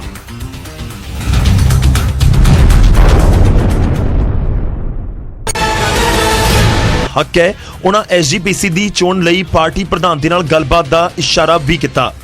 ਹਰ ਮੈਂਬਰ ਜਿਹੜਾ ਹੈ ਉਹ ਆਪਣੀ ਚੋਣ ਦਾ ਦਾਅਵਾ ਕਰ ਸਕਦਾ ਹੈ, ਇਹਦੇ 'ਚ ਕੋਈ ਸ਼ੱਕ ਨਹੀਂ। ਮੇਰਾ ਫਰਜ਼ ਬਣਦਾ ਹੈ ਉਹਨਾਂ ਨਾਲ ਡਿਸਕਸ ਕਰਨਾ, ਪ੍ਰਧਾਨ ਜੀ ਨੂੰ ਦੱਸਣਾ, ਆਪਣੇ ਸਾਥੀਆਂ ਨੂੰ ਦੱਸਣਾ, ਮੈਂਬਰਾਂ ਨੂੰ ਦੱਸਣਾ, ਉਹ ਤੇ ਮੇਰਾ ਫਰਜ਼ ਬਣਦਾ ਹੈ। ਇਸ ਤੋਂ ਪਹਿਲਾਂ ਬੀਬੀ ਜਗੀਰ ਕੌਰ ਨੇ SGPC ਦਾ ਜਨਰਲ ਇਜਲਾਸ 15 ਦਿਨ ਅੱਗੇ ਪਾਉਣ ਦੀ ਅਪੀਲ ਕੀਤੀ ਸੀ ਤੇ ਤਰਕ ਦਿੱਤਾ ਸੀ ਕਿ ਗੁਰਪੁਰਬ ਕਾਰਨ ਬਹੁਤ ਸਾਰੇ ਕਮੇਟੀ ਮੈਂਬਰ ਪਾਕਿਸਤਾਨ ਸਣੇ ਬਾਹਰੀ ਮੁਲਕਾਂ ਦੇ ਵਿੱਚ ਹੋਣਗੇ ਤੇ ਆਪਣੇ ਵੋਟ ਹੱਕ ਦਾ ਇਸਤੇਮਾਲ ਨਹੀਂ ਕਰ ਸਕਣਗੇ। ਮੈਂ ਪ੍ਰਧਾਨ ਸਾਹਿਬ ਜੀ ਨੂੰ ਬੇਨਤੀ ਕਰਾਂਗੀ ਕਿ ਤੁਸੀਂ ਥੋੜਾ ਜਿਹਾ ਦੁਬਾਰਾ ਵਿਚਾਰ ਕਰਕੇ ਜੇ ਜਨਰਲ ਇਜਲਾਸ ਕੋਈ 10 ਕੁ ਦਿਨ ਅੱਗੇ ਪਾ ਲਓ ਤੇ ਚੰਗਾ ਹੋਵੇਗਾ। ਐਸਜੀਪੀਸੀ ਦਾ ਸਾਲਾਨਾ ਇਜਲਾਸ 9 ਨਵੰਬਰ ਨੂੰ ਹੋਣ ਜਾ ਰਿਹਾ ਹੈ, ਪਰ ਇਜਲਾਸ ਤੋਂ ਪਹਿਲਾਂ ਹੀ ਵਿਵਾਦ ਛਿੜਦਾ ਵੀ ਨਜ਼ਰ ਆਉਂਦਾ ਹੈ। ਉਧਰ ਬੀਬੀ ਜਗੀਰ ਕੌਰ ਨੇ ਐਸਜੀਪੀਸੀ ਚੋਣਾਂ ਅੱਗੇ ਪਾਉਣ ਦੀ ਅਪੀਲ ਕੀਤੀ ਤਾਂ ਮਾਮਲੇ ਨੇ ਤੂਲ ਫੜ ਲਿਆ ਤੇ ਬੀਬੀ ਜਗੀਰ ਕੌਰ ਨੂੰ ਕੁਝ ਹੋਰ ਧਾਰਮਿਕ ਸ਼ਖਸੀਅਤਾਂ ਦਾ ਸਮਰਥਨ ਵੀ ਮਿਲਿਆ। ਤੇ ਬੀਬੀ ਜਗੀਰ ਕੌਰ ਦੀ ਮੰਗ ਤੇ ਸ਼੍ਰੋਮਣੀ ਪ੍ਰਧਾਨ ਹਰਜਿੰਦਰ ਸਿੰਘ ਧਾਮੀ ਨੇ ਗੇਂਦ ਸ਼੍ਰੋਮਣੀ ਅਕਾਲੀ ਦਲ ਦੇ ਪਾਲੇ ਦੇ ਵਿੱਚ ਸੁੱਟ ਦਿੱਤੀ। ਧਾਮੀ ਨੇ ਪਾਰਟੀ ਦੇ ਵੱਲੋਂ ਚੋਣਾਂ ਕਰਵਾਏ ਜਾਣ ਦਾ ਹਵਾਲਾ ਦਿੱਤਾ ਤੇ ਆਖਰੀ ਫੈਸਲਾ ਪ੍ਰਧਾਨਗੀ ਲਈ ਚੋਣ ਲੜ ਰਹੇ ਮੈਂਬਰਾਂ ਦੇ ਉੱਤੇ ਛੱਡਿਆ। ਚਲੋ ਇਹ ਡੈਮੋਕ੍ਰੇਸੀ ਆ ਜੀ, ਹਰ ਕਾਨੂੰਨ ਅਧਿਕਾਰ ਆ। ਇਹ ਪਾਰਟੀ ਨੇ ਚੋਣਾਂ ਕਰਨੀਆਂ ਹੁੰਦੀਆਂ, ਸ਼੍ਰੋਮਣੀ ਗੁਰਦੁਆਰਾ ਪ੍ਰਬੰਧਕ ਕਮੇਟੀ ਦੇ ਮੈਂਬਰ ਸਾਹਿਬਾਨਾਂ ਨੂੰ ਕਰਨੀਆਂ, ਇਹ ਸਾਰੇ ਪਾਰਟੀ ਨੇ ਬੈਠ ਕੇ ਫੈਸਲੇ ਕਰਨੇ। ਉਧਰ ਹਰਿਆਣਾ ਕਮੇਟੀ ਦੇ ਪ੍ਰਧਾਨ ਬਲਜੀਤ ਸਿੰਘ ਦਾਦੂਵਾਲ ਬੀਬੀ ਜਗੀਰ ਕੌਰ ਦੇ ਹੱਕ ਦੇ ਵਿੱਚ ਨਿਤਰੇ ਨੇ। ਦਾਦੂਵਾਲ ਨੇ ਕਮੇਟੀ ਦੀਆਂ ਚੋਣਾਂ ਗੁਰਪੁਰਬ ਤੋਂ ਅਗਲੇ ਦਿਨ ਕਰਵਾਉਣ ਨੂੰ ਲੈ ਕੇ ਧਾਮੀ ਅਤੇ ਬਾਦਲਾਂ ਤੇ ਹੱਲਾ ਬੋਲਿਆ। ਇੱਕ ਪਾਸੇ ਬਾਦਲ ਪਰਿਵਾਰ ਕਹਿੰਦਾ ਕਿ ਸਾਡੀ ਸ਼੍ਰੋਮਣੀ ਕਮੇਟੀ 'ਚ ਦਖਲਅੰਦਾਜ਼ੀ ਕੋਈ ਨਹੀਂ ਹੈ, ਦੂਜੇ ਪਾਸੇ ਉਹਨਾਂ ਦਾ ਸਲਾਹਕਾਰ ਕਹਿ ਰਿਹਾ ਕਿ ਅਸ਼ੀਰਵਾਦ ਉਹਨਾਂ ਦਾ ਹੋਊਗਾ। ਜੇ ਬਾਦਲ ਪਰਿਵਾਰ ਦੇ ਅਸ਼ੀਰਵਾਦ ਦੇ ਨਾਲ ਹੀ ਪ੍ਰਧਾਨ ਤੇ ਜਥੇਦਾਰ ਬਣਨੇ ਆ ਤਾਂ ਹੀ ਕੌਮ ਨਿਘਾਰ ਵਿੱਚ ਗਈ ਹੈ।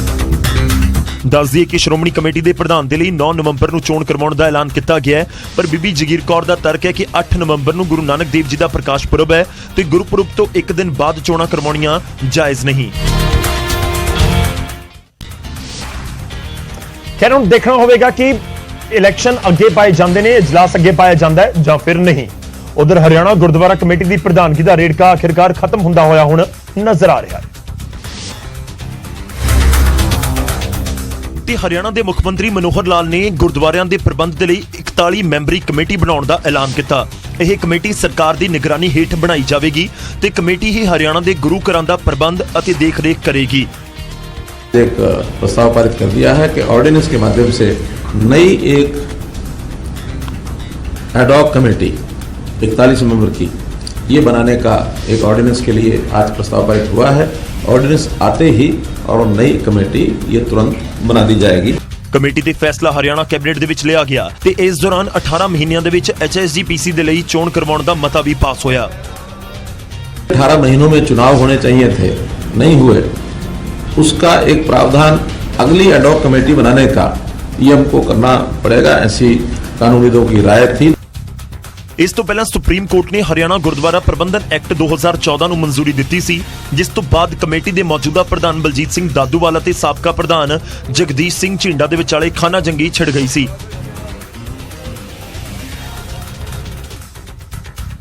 ਹੁਣ ਅੱਗੇ ਵਧਦੇ ਤੇ ਗੱਲ ਰਾਮ ਰਹੀਮ ਦੀ ਕਰਾਂਗੇ। ਡੇਰਾ ਮੁਖੀ ਰਾਮ ਰਹੀਮ 40 ਦਿਨ ਦੀ ਪੈਰੋਲ ਦੇ ਉੱਤੇ ਬਾਹਰ ਆਇਆ ਹੋਇਆ ਸਤਸੰਗ ਕਰ ਰਿਹਾ ਹੈ। ਰਾਮ ਰਹੀਮ ਦੇ ਆਨਲਾਈਨ ਸਤਸੰਗ ਦੇ ਵਿੱਚ ਡੇਰਾ ਪ੍ਰੇਮੀਆਂ ਦੇ ਨਾਲ ਹੁਣ ਬੀਜੇਪੀ ਦੇ ਵਿਧਾਇਕ ਅਤੇ ਮੇਅਰ ਵੀ ਸਿਆਸੀ ਹਾਜ਼ਰੀ ਲਗਵਾਉਣ ਪਹੁੰਚ ਰਹੇ ਨੇ।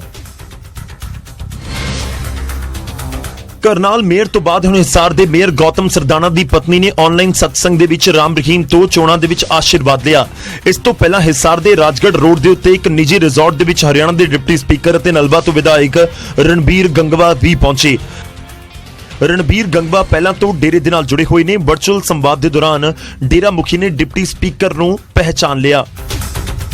जिस तरीके से आप आशीर्वाद देते रहते हैं, आपने मार्गदर्शन दिया है समय समय के ऊपर, आप इसी दृढ़ यकीन के साथ और जिस तरीके से आपने बताया कि जो दृढ़ यकीन रखते हैं उनके घरों में कोई कमी नहीं रहती और आपके जो आशीर्वाद है उसी का परिणाम है कि आज पूरी संगत यहाँ डेरे में ना आकर के यह रिजोर्ट करना पड़ा। ਰਾਮ ਰਹੀਮ ਦੇ ਸਤਸੰਗ ਦੇ ਵਿੱਚ ਪੰਚਾਇਤੀ ਅਤੇ ਜ਼ਿਲ੍ਹਾ ਪਰਿਸ਼ਦ ਦੇ ਕੈਂਡੀਡੇਟ ਵੀ ਲਗਾਤਾਰ ਪਹੁੰਚ ਰਹੇ ਨੇ। ਬਾਬਾ ਉਹਨਾਂ ਨੂੰ ਆਸ਼ੀਰਵਾਦ ਦੇ। ਹਾਲਾਂਕਿ ਸਿੱਧੇ ਤੌਰ ਤੇ ਸਤਸੰਗ ਦੇ ਵਿੱਚ ਚੋਣਾਂ ਅਤੇ ਵੋਟ ਦੇ ਨਾਲ ਸੰਬੰਧਿਤ ਕੋਈ ਗੱਲ ਤਾਂ ਨਹੀਂ ਕੀਤੀ ਜਾ ਰਹੀ, ਪਰ ਆਗੂਆਂ ਅਤੇ ਪੰਚਾਇਤ ਚੋਣਾਂ ਦੇ ਵਿੱਚ ਉਮੀਦਵਾਰਾਂ ਦਾ ਸਤਸੰਗ ਦੇ ਵਿੱਚ ਸਮਾਂ ਦੇਣਾ ਕਿਤੇ ਨਾ ਕਿਤੇ ਸਿਆਸੀ ਲਾਹੇ ਦੇ ਵੱਲ ਇਸ਼ਾਰਾ ਜ਼ਰੂਰ ਕਰਦਾ ਹੈ। ਖੈਰ ਹੁਣ ਸਿਆਸੀ ਮਜਬੂਰੀ ਕਹੋ ਜਾਂ ਫਿਰ ਮੌਕੇ ਦੀ ਨਜ਼ਾਕਤ,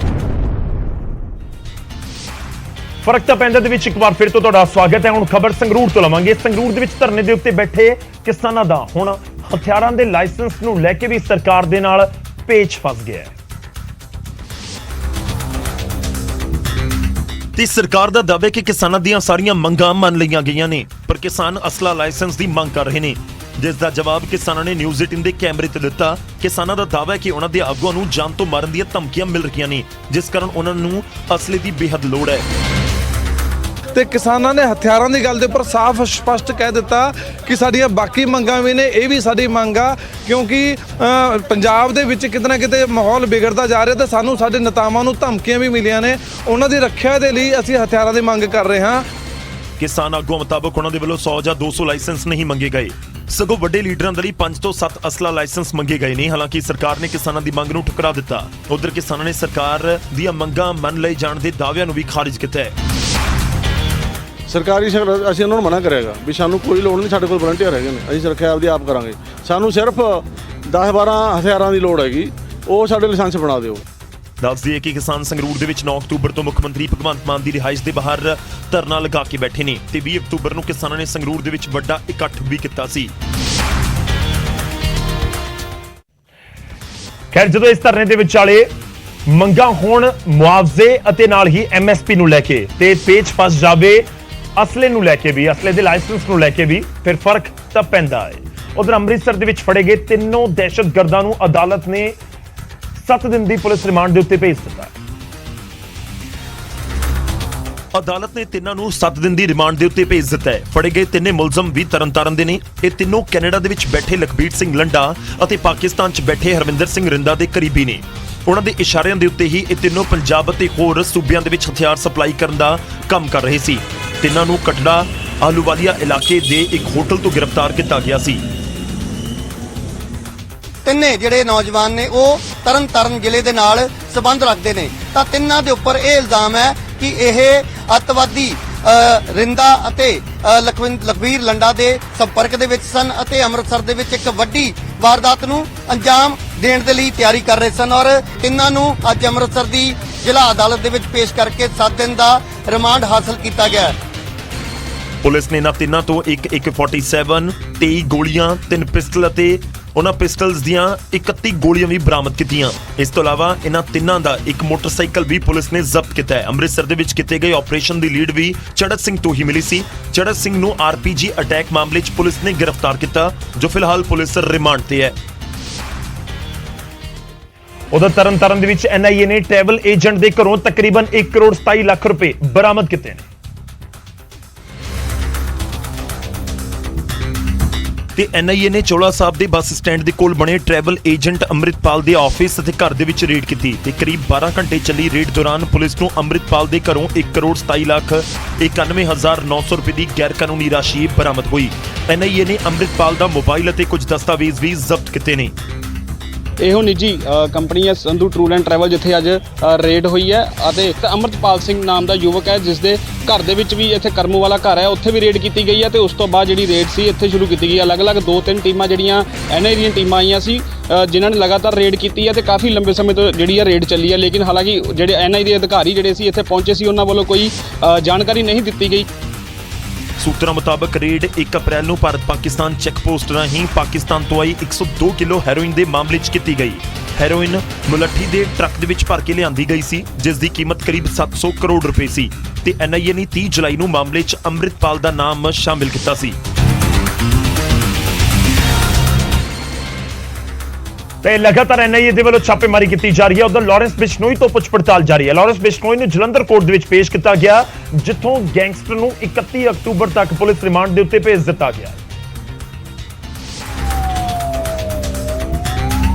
ਲਾਰੈਂਸ ਦੇ ਖਿਲਾਫ ਜਲੰਧਰ ਦੇ ਵਿੱਚ ਹਥਿਆਰਾਂ ਦੀ ਖਰੀਦ ਨੂੰ ਲੈ ਕੇ ਮਾਮਲਾ ਦਰਜ ਹੈ। ਪੁਲਿਸ ਹੁਣ ਉਸ ਮਾਮਲੇ 'ਚ ਪੁੱਛਗਿੱਛ ਕਰੇਗੀ। ਜਲੰਧਰ ਪੁਲਿਸ ਨੇ ਜੋ ਹਥਿਆਰਾਂ ਦੇ ਮਾਮਲੇ ਦੇ ਵਿੱਚ ਲੋਕ ਫੜੇ ਸਨ ਉਹਨਾਂ ਨੇ ਪੁੱਛਗਿੱਛ ਦੇ ਦੌਰਾਨ ਖੁਲਾਸੇ ਕੀਤੇ ਸੀ ਕਿ ਉਹਨਾਂ ਨੂੰ ਹਥਿਆਰ ਲਾਰੈਂਸ ਦੇ ਗੁਰਗਿਆਂ ਨੇ ਦਿੱਤੇ ਸਨ। ਹਥਿਆਰਾਂ ਦਾ ਨੈਟਵਰਕ ਲਾਰੈਂਸ ਜੇਲ੍ਹ ਤੋਂ ਚਲਾ ਰਿਹਾ ਹੈ। ਇਹਦਾ ਪੁੱਛਗਿੱਛ ਦੇ ਦੌਰਾਨ ਜਿਹੜਾ ਹੈਗਾ ਦੀਪਕ ਕੁਮਾਰ ਦੀਪੂ ਨੇ ਆਪਣਾ ਡਿਸਕਲੋਜ਼ਰ ਸਟੇਟਮੈਂਟ ਦਿੱਤਾ ਸੀਗਾ ਕਿ ਵੀ ਜਿਹੜਾ ਇਹ ਵੈਪਨ ਹੈਗਾ ਮੈਂ ਲਾਰੈਂਸ ਬਿਸ਼ਨੋਈ ਵਗੈਰਾ ਤੇ ਮੈਨੂੰ ਸਪਲਾਈ ਕੀਤਾ ਸੀਗਾ। ਸਿੱਧੂ ਮੂਸੇਵਾਲਾ ਕਤਲकांड ਦੇ ਵਿੱਚ ਲਾਰੈਂਸ ਦਾ ਨਾਮ ਆਉਣ ਤੋਂ ਬਾਅਦ ਪੰਜਾਬ ਪੁਲਿਸ ਗੈਂਗਸਟਰ ਨੂੰ ਦਿੱਲੀ ਤੋਂ ਟ੍ਰਾਂਜ਼ਿਟ ਰਿਮਾਂਡ ਦੇ ਉੱਤੇ ਪੰਜਾਬ ਲੈ ਕੇ ਆਈ, ਜਿਸ ਤੋਂ ਬਾਅਦ ਤੋਂ ਹੁਣ ਤੱਕ ਲਾਰੈਂਸ ਪੰਜਾਬ ਪੁਲਿਸ ਦੀ ਕਸਟਡੀ ਦੇ ਵਿੱਚ ਹੈ।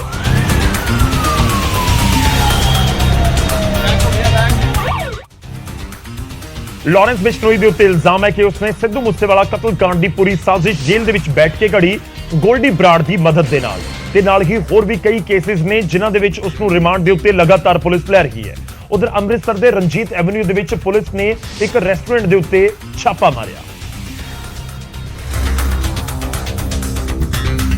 ਤੇ ਏਸੀਪੀ ਵਰਿੰਦਰ ਖੋਸਾ ਦੀ ਅਗਵਾਈ ਵਾਲੀ ਟੀਮ ਨੇ ਗੁਪਤ ਸੂਚਨਾ ਦੇ ਆਧਾਰ ਤੇ ਰੇਡ ਕੀਤੀ ਅਤੇ ਰੈਸਟੋਰੈਂਟ ਅੰਦਰ ਨਜਾਇਜ਼ ਤੌਰ ਤੇ ਚੱਲ ਰਿਹਾ ਹੁੱਕਾ ਬਾਰ ਜਿਸ ਦਾ ਪਰਦਾਫਾਸ਼ ਕੀਤਾ ਗਿਆ। ਅਚਾਨਕ ਪੁਲਿਸ ਨੂੰ ਦੇਖ ਕੇ ਰੈਸਟੋਰੈਂਟ ਦੇ ਕਰਿੰਦਿਆਂ ਨੂੰ ਹੱਥਾਂ ਪੈਰਾਂ ਦੀ ਪੈ ਗਈ ਤੇ ਹੁੱਕੇ ਚੁੱਕ ਕੇ ਉਹ ਲੁਕਾਉਣ ਦੀ ਫਿਰ ਕੋਸ਼ਿਸ਼ ਕਰਨ ਲੱਗੇ, ਪਰ ਪੁਲਿਸ ਨੇ ਮੁਸਤੈਦੀ ਦਿਖਾਉਂਦਿਆਂ ਸਭ ਨੂੰ ਕਾਬੂ ਕਰ ਲਿਆ।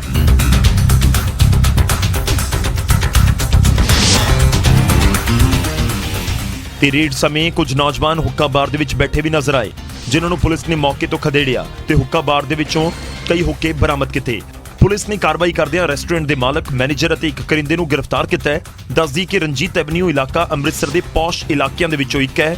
ਫਿਲਹਾਲ ਪੁਲਿਸ ਨੇ ਰੈਸਟੋਰੈਂਟ ਮਾਲਕ ਦੇ ਖਿਲਾਫ ਮਾਮਲਾ ਵੀ ਦਰਜ ਕਰ ਲਿਆ ਹੈ।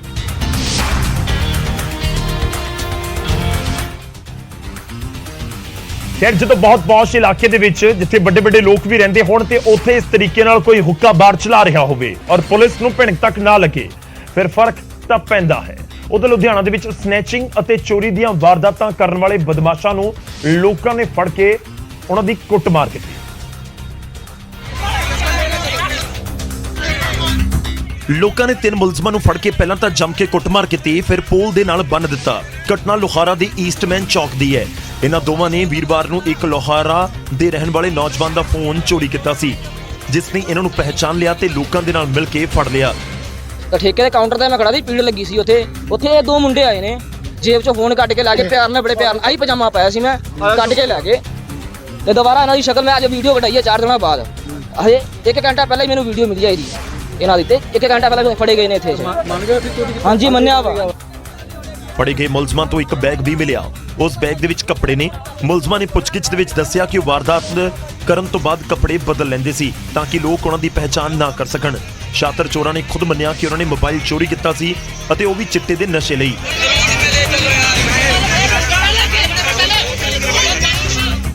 ਇਲਾਕੇ ਦੇ ਲੋਕਾਂ ਨੇ 3 ਬਦਮਾਸ਼ਾਂ ਦੀ ਕੁੱਟਮਾਰ ਕਰਨ ਤੋਂ ਬਾਅਦ ਉਹਨਾਂ ਨੂੰ ਪੁਲਿਸ ਦੇ ਹਵਾਲੇ ਕਰ ਦਿੱਤਾ।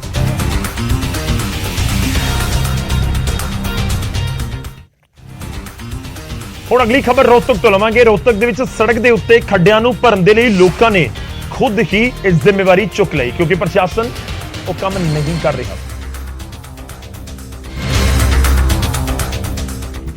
ਰੋਹਤਕ ਦੇ ਸੈਕਟਰ 1 ਦੇ ਰਹਿਣ ਵਾਲੇ ਰਿਟਾਇਰਡ ਡਾਕਟਰ ਮਹਿੰਦਰ ਸਿੰਘ ਕੁੰਡੂ ਕਈ ਵਾਰ ਆਪਣੇ ਘਰ ਦੇ ਸਾਹਮਣੇ ਸੜਕ ਦੇ ਉੱਤੇ ਪਏ ਖੱਡਿਆਂ ਦੀ ਸ਼ਿਕਾਇਤ ਕਰ ਚੁੱਕੇ ਸਨ, ਪਰ ਬਾਰ-ਬਾਰ ਸ਼ਿਕਾਇਤਾਂ ਦੇ ਬਾਵਜੂਦ ਇਹਨਾਂ ਖੱਡਿਆਂ ਨੂੰ ਠੀਕ ਨਹੀਂ ਕੀਤਾ ਗਿਆ, ਜਿਸ ਤੋਂ ਬਾਅਦ ਡਾਕਟਰ ਸਾਹਿਬ ਨੇ ਖੁਦ ਸੜਕ ਦੀ ਮੁਰੰਮਤ ਦਾ ਕੰਮ ਸ਼ੁਰੂ ਕਰ ਦਿੱਤਾ।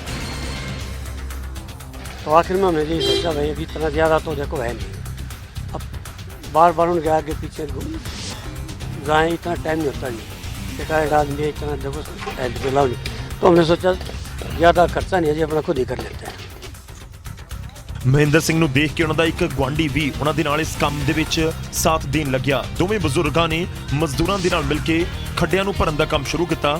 ਦਰਅਸਲ ਸੜਕ ਦੀ ਖਸਤਾ ਹਾਲ ਦੀ ਵਜ੍ਹਾ ਨਾਲ ਇੱਥੇ ਕਈ ਵਾਰ ਹਾਦਸੇ ਵੀ ਹੋਏ ਨੇ। ਖੈਰ ਜਦੋਂ ਪ੍ਰਸ਼ਾਸਨ ਨੂੰ ਵਾਰ-ਵਾਰ ਸ਼ਿਕਾਇਤ ਕਰਨ ਦੇ ਬਾਵਜੂਦ ਉਹ ਸੁਣਵਾਈ ਨਾ ਕਰੇ, ਖੱਡਿਆਂ ਜਾਂ ਸੜਕ ਦੀ ਮੁਰੰਮਤ ਦੇ ਵੱਲ ਕੋਈ ਧਿਆਨ ਨਾ ਦਿੱਤਾ ਜਾਵੇ ਤੇ ਲੋਕਾਂ ਨੂੰ ਖੁਦ ਇਸ ਤਰੀਕੇ ਨਾਲ ਕੋਸ਼ਿਸ਼ ਕਰਨੀ ਪਵੇ, ਫਿਰ ਫਰਕ ਤਾਂ ਪੈਂਦਾ ਹੈ। ਉਧਰ ਖੰਨਾ ਦੇ ਵਿੱਚ ਲੁੱਟਖੋ ਕਰਕੇ ਭੱਜ ਰਹੇ 2 ਲੁਟੇਰਿਆਂ ਨੂੰ ਲੋਕਾਂ ਨੇ ਕਾਬੂ ਕਰ ਲਿਆ ਤੇ ਫਿਰ ਉਹਨਾਂ ਦੀ ਕੀਤੀ ਗਈ ਛਿੱਤਰ ਪਰੇਡ। ਤੇ ਬਾਈਕ ਸਵਾਰ 2 ਲੁਟੇਰੇ ਇੱਕ ਪੈਦਲ ਜਾ ਰਹੀ ਮਹਿਲਾ ਤੋਂ ਮੋਬਾਈਲ ਅਤੇ ਸੋਨੇ ਦੀ ਚੇਨ ਖੋਹ ਕੇ ਭੱਜ ਰਹੇ ਸਨ ਤੇ ਜਦੋਂ ਮਹਿਲਾ ਨੇ ਰੌਲਾ ਪਾਇਆ ਤਾਂ ਲੋਕਾਂ ਨੇ ਲੁਟੇਰਿਆਂ ਦਾ ਪਿੱਛਾ ਕੀਤਾ ਤੇ ਫੜ ਕੇ ਚੰਗੀ ਆਓ ਭਗਤ ਕੀਤੀ ਗਈ।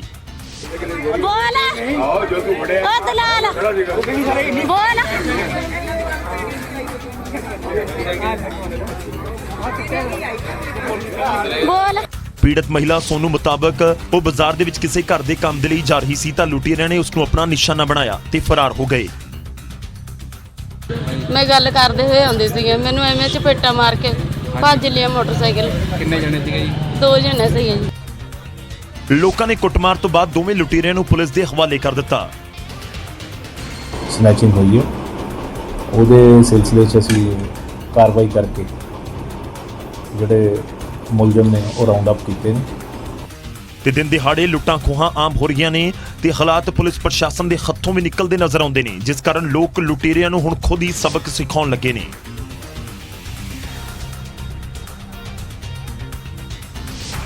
ਅਗਲੀ ਖਬਰ ਦਾ ਰੁਖ ਕਰਦੇ ਹਾਂ। ਗੈਰ ਕਾਨੂੰਨੀ ਤਰੀਕੇ ਨਾਲ ਚੱਲਣ ਵਾਲੇ ਨਸ਼ਾ ਛਡਾਊ ਕੇਂਦਰਾਂ ਦੀ ਵੀ ਹੁਣ ਖੈਰ ਨਹੀਂ।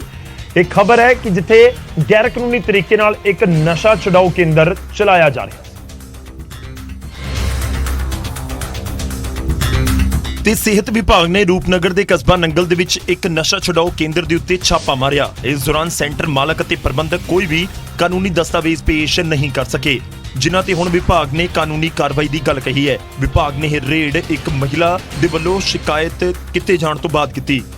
ਅਸੀਂ ਅੰਦਰ ਆ ਕੇ ਜਦੋਂ ਦੇਖਿਆ ਤੇ ਇਹਨਾਂ ਦਾ ਸੈਸ਼ਨ ਚੱਲ ਰਿਹਾ ਸੀ ਤੇ ਅੰਦਰ ਅਸੀਂ ਕੋਈ 15 ਤੋਂ 20 ਦੀ ਤਾਦਾਦ ਦੇ ਵਿੱਚ ਜਿਹੜੇ ਕ੍ਰੋਨਿਕ ਐਡਿਕਟ ਹੈਗੇ ਆ ਉਹ ਦਾਖਲ ਹੈ ਤੇ ਉਹਨਾਂ ਦੇ ਅਸੀਂ ਬਿਆਨ ਲਿਖ ਲਏ ਦੇ ਤੇ ਅਸੀਂ ਇਹਨਾਂ ਦੇ ਉੱਪਰ ਬਣਦੀ ਕਾਰਵਾਈ ਜੋ ਵੀ ਹੈਗਾ ਹਾਇਰ ਅਥਾਰਟੀ ਦੇ ਦਿਸ਼ਾ ਨਿਰਦੇਸ਼ਾਂ ਦੇ ਅਨੁਸਾਰ ਉਹ ਕਰਾਂਗੇ। ਮਹਿਲਾ ਵੱਲੋਂ ਕੀਤੀ ਗਈ ਸ਼ਿਕਾਇਤ ਦੇ ਵਿੱਚ ਲਿਖਿਆ ਗਿਆ ਕਿ ਉਸ ਦਾ ਪਤੀ ਸੈਂਟਰ ਦੇ ਵਿੱਚ ਦਾਖਲ ਹੈ ਤੇ ਸੈਂਟਰ ਪ੍ਰਬੰਧਕ ਉਸ ਨੂੰ ਆਪਣੇ ਪਰਿਵਾਰ ਦੇ ਨਾਲ ਮਿਲਣ ਦੀ ਇਜਾਜ਼ਤ ਤੱਕ ਨਹੀਂ ਦਿੰਦੇ। ਰੇਡ ਸਮੇਂ ਵੀ ਸੈਂਟਰ ਦੇ ਵਿੱਚ ਕਈ ਨੌਜਵਾਨ ਭਰਤੀ ਸਨ, ਜਿਨ੍ਹਾਂ ਦੀ ਵਿਭਾਗ ਨੇ ਮੌਕੇ ਤੇ ਵੀਡੀਓਗ੍ਰਾਫੀ ਵੀ ਕੀਤੀ।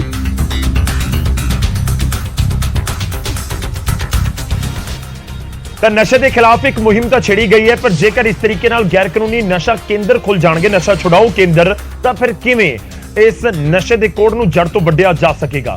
ਪਰ ਇਸ ਸਭ ਦੇ ਵਿਚਾਲੇ ਇੱਕ ਵੱਡੀ ਖਬਰ ਹੈ, ਉਸ ਦਾ ਰੁਖ ਕਰਦੇ ਹਾਂ। ਨਸ਼ੇ ਦੇ ਨਾਲ ਹੀ ਜੁੜੀ ਹੋਈ ਹੈ। ਨਸ਼ੇ ਦੇ ਖਿਲਾਫ ਪੁਲਿਸ ਨੇ ਜ਼ਬਰਦਸਤ ਐਕਸ਼ਨ ਕੀਤਾ ਹੈ। ਚੰਡੀਗੜ੍ਹ ਅਤੇ ਮੁਹਾਲੀ ਪੁਲਿਸ ਨੇ ਇਹ ਸਾਂਝਾ ਆਪਰੇਸ਼ਨ ਕੀਤਾ। ਮੁਹਾਲੀ ਦੇ ਪਿੰਡ ਜਗਤਪੁਰਾ ਦੇ ਵਿੱਚ ਛਾਪਾ ਮਾਰਿਆ ਗਿਆ। ਨਸ਼ਾ ਤਸਕਰਾਂ ਦੀ ਹੋਣ ਦੀ ਇਤਲਾਹ ਉੱਥੇ ਮਿਲੀ ਸੀ। ਪੁਲਿਸ ਨੇ 10 ਵਿਅਕਤੀਆਂ ਨੂੰ ਰਾਉਂਡ ਅਪ ਕੀਤਾ ਹੈ। ਸ਼ਰਾਬ ਦੀਆਂ ਕਈ ਪੇਟੀਆਂ ਅਤੇ ਨਸ਼ਾ ਵੀ ਬਰਾਮਦ ਕੀਤਾ ਗਿਆ ਹੈ। ਮੁਹਾਲੀ ਦੇ ਵਿੱਚ ਇਹ ਛਾਪਾ ਮਾਰਿਆ ਗਿਆ ਤਾਂ ਨਸ਼ੇ ਦੇ ਖਿਲਾਫ ਪੁਲਿਸ ਦਾ ਐਕਸ਼ਨ ਵੇਖਣ ਨੂੰ ਮਿਲਿਆ। ਚੰਡੀਗੜ੍ਹ ਤੇ ਮੁਹਾਲੀ ਪੁਲਿਸ ਨੇ ਪਿੰਡ ਜਗਤਪੁਰਾ, ਮੁਹਾਲੀ ਜ਼ਿਲ੍ਹੇ ਦੇ ਵਿੱਚ ਪੈਂਦਾ ਪਿੰਡ ਜਗਤਪੁਰਾ, ਜਿੱਥੇ ਇਹ ਛਾਪਾ ਮਾਰਿਆ ਗਿਆ ਤੇ ਨਸ਼ੇ ਦੇ ਖਿਲਾਫ ਪੁਲਿਸ ਨੇ ਇਹ ਐਕਸ਼ਨ ਕੀਤਾ ਹੈ। ਇਹ ਵੀ ਅੰਦਾਜ਼ੇ ਕਿ 10 ਵਿਅਕਤੀਆਂ ਨੂੰ ਰਾਉਂਡ ਅਪ ਕੀਤਾ ਗਿਆ ਹੈ। ਤੇ ਪੰਜਾਬ 'ਚ ਲਗਾਤਾਰ ਜਿਹੜੀ ਹੈ ਸਰਚ ਆਪਰੇਸ਼ਨ ਕੀਤਾ ਜਾ ਰਿਹਾ ਹੈ।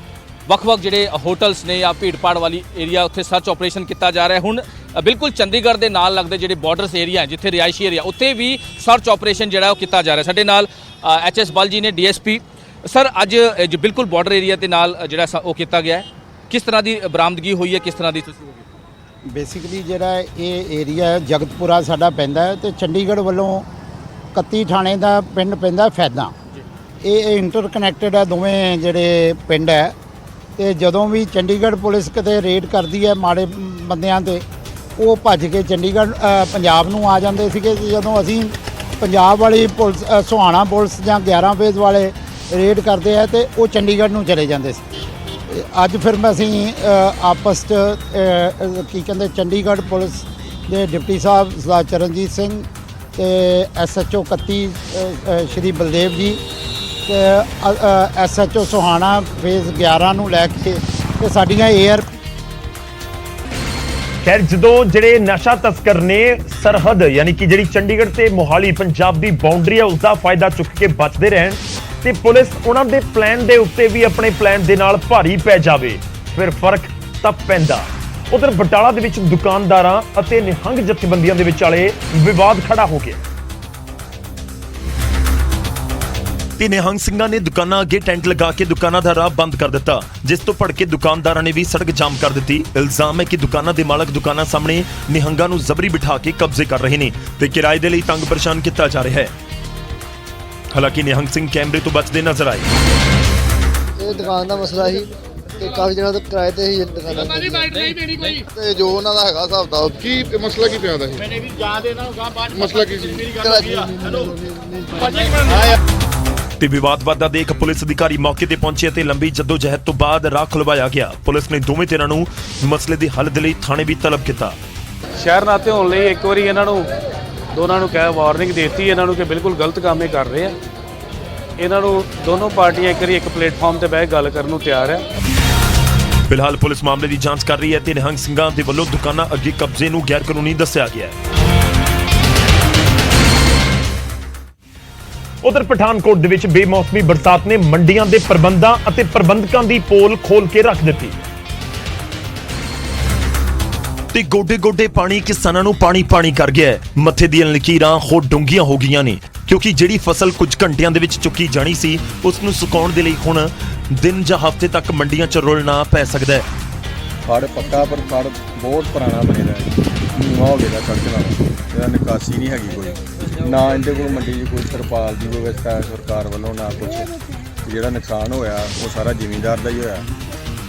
ਕਿਸਾਨ ਪਰੇਸ਼ਾਨ ਨੇ ਤੇ ਸਵਾਲ ਪੁੱਛ ਰਹੇ ਨੇ ਕਿ ਆਖਿਰ ਪ੍ਰਸ਼ਾਸਨ ਦੇ ਕਿਤੇ ਦਾਅਵੇ ਕਿੱਥੇ ਹਵਾਈ ਹੋ ਗਏ। ਨਾ ਪਾਣੀ ਦੀ ਨਿਕਾਸੀ ਦਾ ਪ੍ਰਬੰਧ ਹੈ, ਨਾ ਹੀ ਅਨਾਜ ਨੂੰ ਸਾਂਭਣ ਦਾ। ਤਾਂ ਫਿਰ ਪ੍ਰਸ਼ਾਸਨ ਮੰਡੀਆਂ ਦੇ ਪੁਖਤਾ ਪ੍ਰਬੰਧਾਂ ਦੇ ਦਾਅਵੇ ਕਿਉਂ ਕਰਦਾ ਹੈ? ਸਾਡੀ ਤੇ ਸਰਕਾਰ ਅੱਗੇ ਜਾਂ ਮਹਿਕਮੇ ਅੱਗੇ ਬੇਨਤੀ ਹੈ ਵੀ ਸਾਡਾ ਝੋਨਾ ਜਿਹੜਾ ਪੂਰੇ ਮੌਸਰ ਦਾ ਪੂਰੇ ਭਾਅ ਨਾਲ ਭਰਿਆ ਜਾਏ ਤੇ ਆੜ੍ਹਤੀ ਨੂੰ ਜਾਂ ਜ਼ਿਮੀਂਦਾਰ ਨੂੰ ਪਰੇਸ਼ਾਨ ਨਹੀਂ ਕੀਤਾ ਜਾਏ। ਸਵਾਲ ਕਿਸਾਨਾਂ ਦਾ ਵੀ ਹੈ, ਹਰ ਉਸ ਵਿਅਕਤੀ ਦਾ ਹੈ ਜਿਸ ਦਾ ਢਿੱਡ ਮੰਡੀਆਂ ਅਤੇ ਕਿਸਾਨਾਂ ਤੋਂ ਪਲਦਾ ਹੈ। ਪੱਲੇਦਾਰ, ਲੇਬਰ, ਆੜ੍ਹਤੀ, ਹਰ ਕੋਈ ਕੁਝ ਘੰਟਿਆਂ ਦੀ ਬਰਸਾਤ ਦੇ ਨਾਲ ਵਿਹਲਾ ਹੋ ਗਿਆ ਹੈ, ਪਰ ਵਿਹਲੇ ਬੈਠੇ ਮੰਡੀਆਂ ਦੇ ਅਧਿਕਾਰੀਆਂ ਨੂੰ ਇਸ ਦੀ ਕੋਈ ਫਿਕਰ ਨਹੀਂ। ਇਹ ਪਾਣੀ ਗਵਾਹੀ ਭਰਦਾ ਹੈ ਕਿ ਦਾਅਵੇ ਤੇ ਹਕੀਕਤ ਦੇ ਵਿੱਚ ਜ਼ਮੀਨ ਅਸਮਾਨ ਦਾ ਫਰਕ ਹੈ। ਜਦੋਂ ਪਤਾ ਹੈ ਕਿ ਅਕਤੂਬਰ ਦੇ ਵਿੱਚ ਬਰਸਾਤ ਵੀ ਆਉਂਦੀ ਹੈ ਤੇ ਝੋਨੇ ਨੂੰ ਲੈ ਕੇ ਵੀ ਕਿਸਾਨ ਮੰਡੀਆਂ ਦੇ ਵਿੱਚ ਪਹੁੰਚਦੇ ਨੇ, ਤਾਂ ਫਿਰ ਇੰਤਜ਼ਾਮ ਦੇ ਨਾਮ ਦੇ ਉੱਤੇ ਸਿਰਫ ਦਾਅਵੇ ਹੀ ਕਿਉਂ ਕੀਤੇ ਜਾਂਦੇ ਨੇ? ਖੈਰ, ਜਦੋਂ ਇੰਤਜ਼ਾਮਾਂ ਦੀ ਦਾਅਵਿਆਂ ਦੀ ਪੋਲ ਖੋਲ ਕੇ ਰੱਖ ਦੇਵੇ ਇੱਕ ਬਰਸਾਤ ਔਰ ਕਿਸਾਨਾਂ ਦਾ ਵੱਡੇ ਪੱਧਰ ਦੇ ਉੱਤੇ ਨੁਕਸਾਨ ਹੋਵੇ, ਫਿਰ ਫਰਕ ਤਾਂ ਲਾਜ਼ਮੀ ਤੌਰ ਤੇ ਪੈਂਦਾ। ਉਧਰ ਸੰਗਰੂਰ ਦੇ ਸੁਨਾਮ ਰੋਡ ਦੇ ਉੱਤੇ ਇੱਕ PRTC ਦੀ ਮਿਨੀ ਬੱਸ ਹਾਦਸੇ ਦਾ ਸ਼ਿਕਾਰ ਹੋ ਗਈ।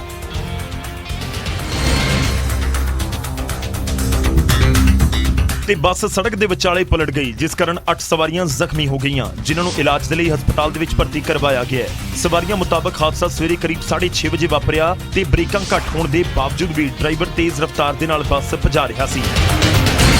ਬੱਸ ਦੇ ਵੀਰੇ ਬ੍ਰੇਕ ਨਹੀਂ ਕੰਮ ਕਰਦੇ ਸੀ।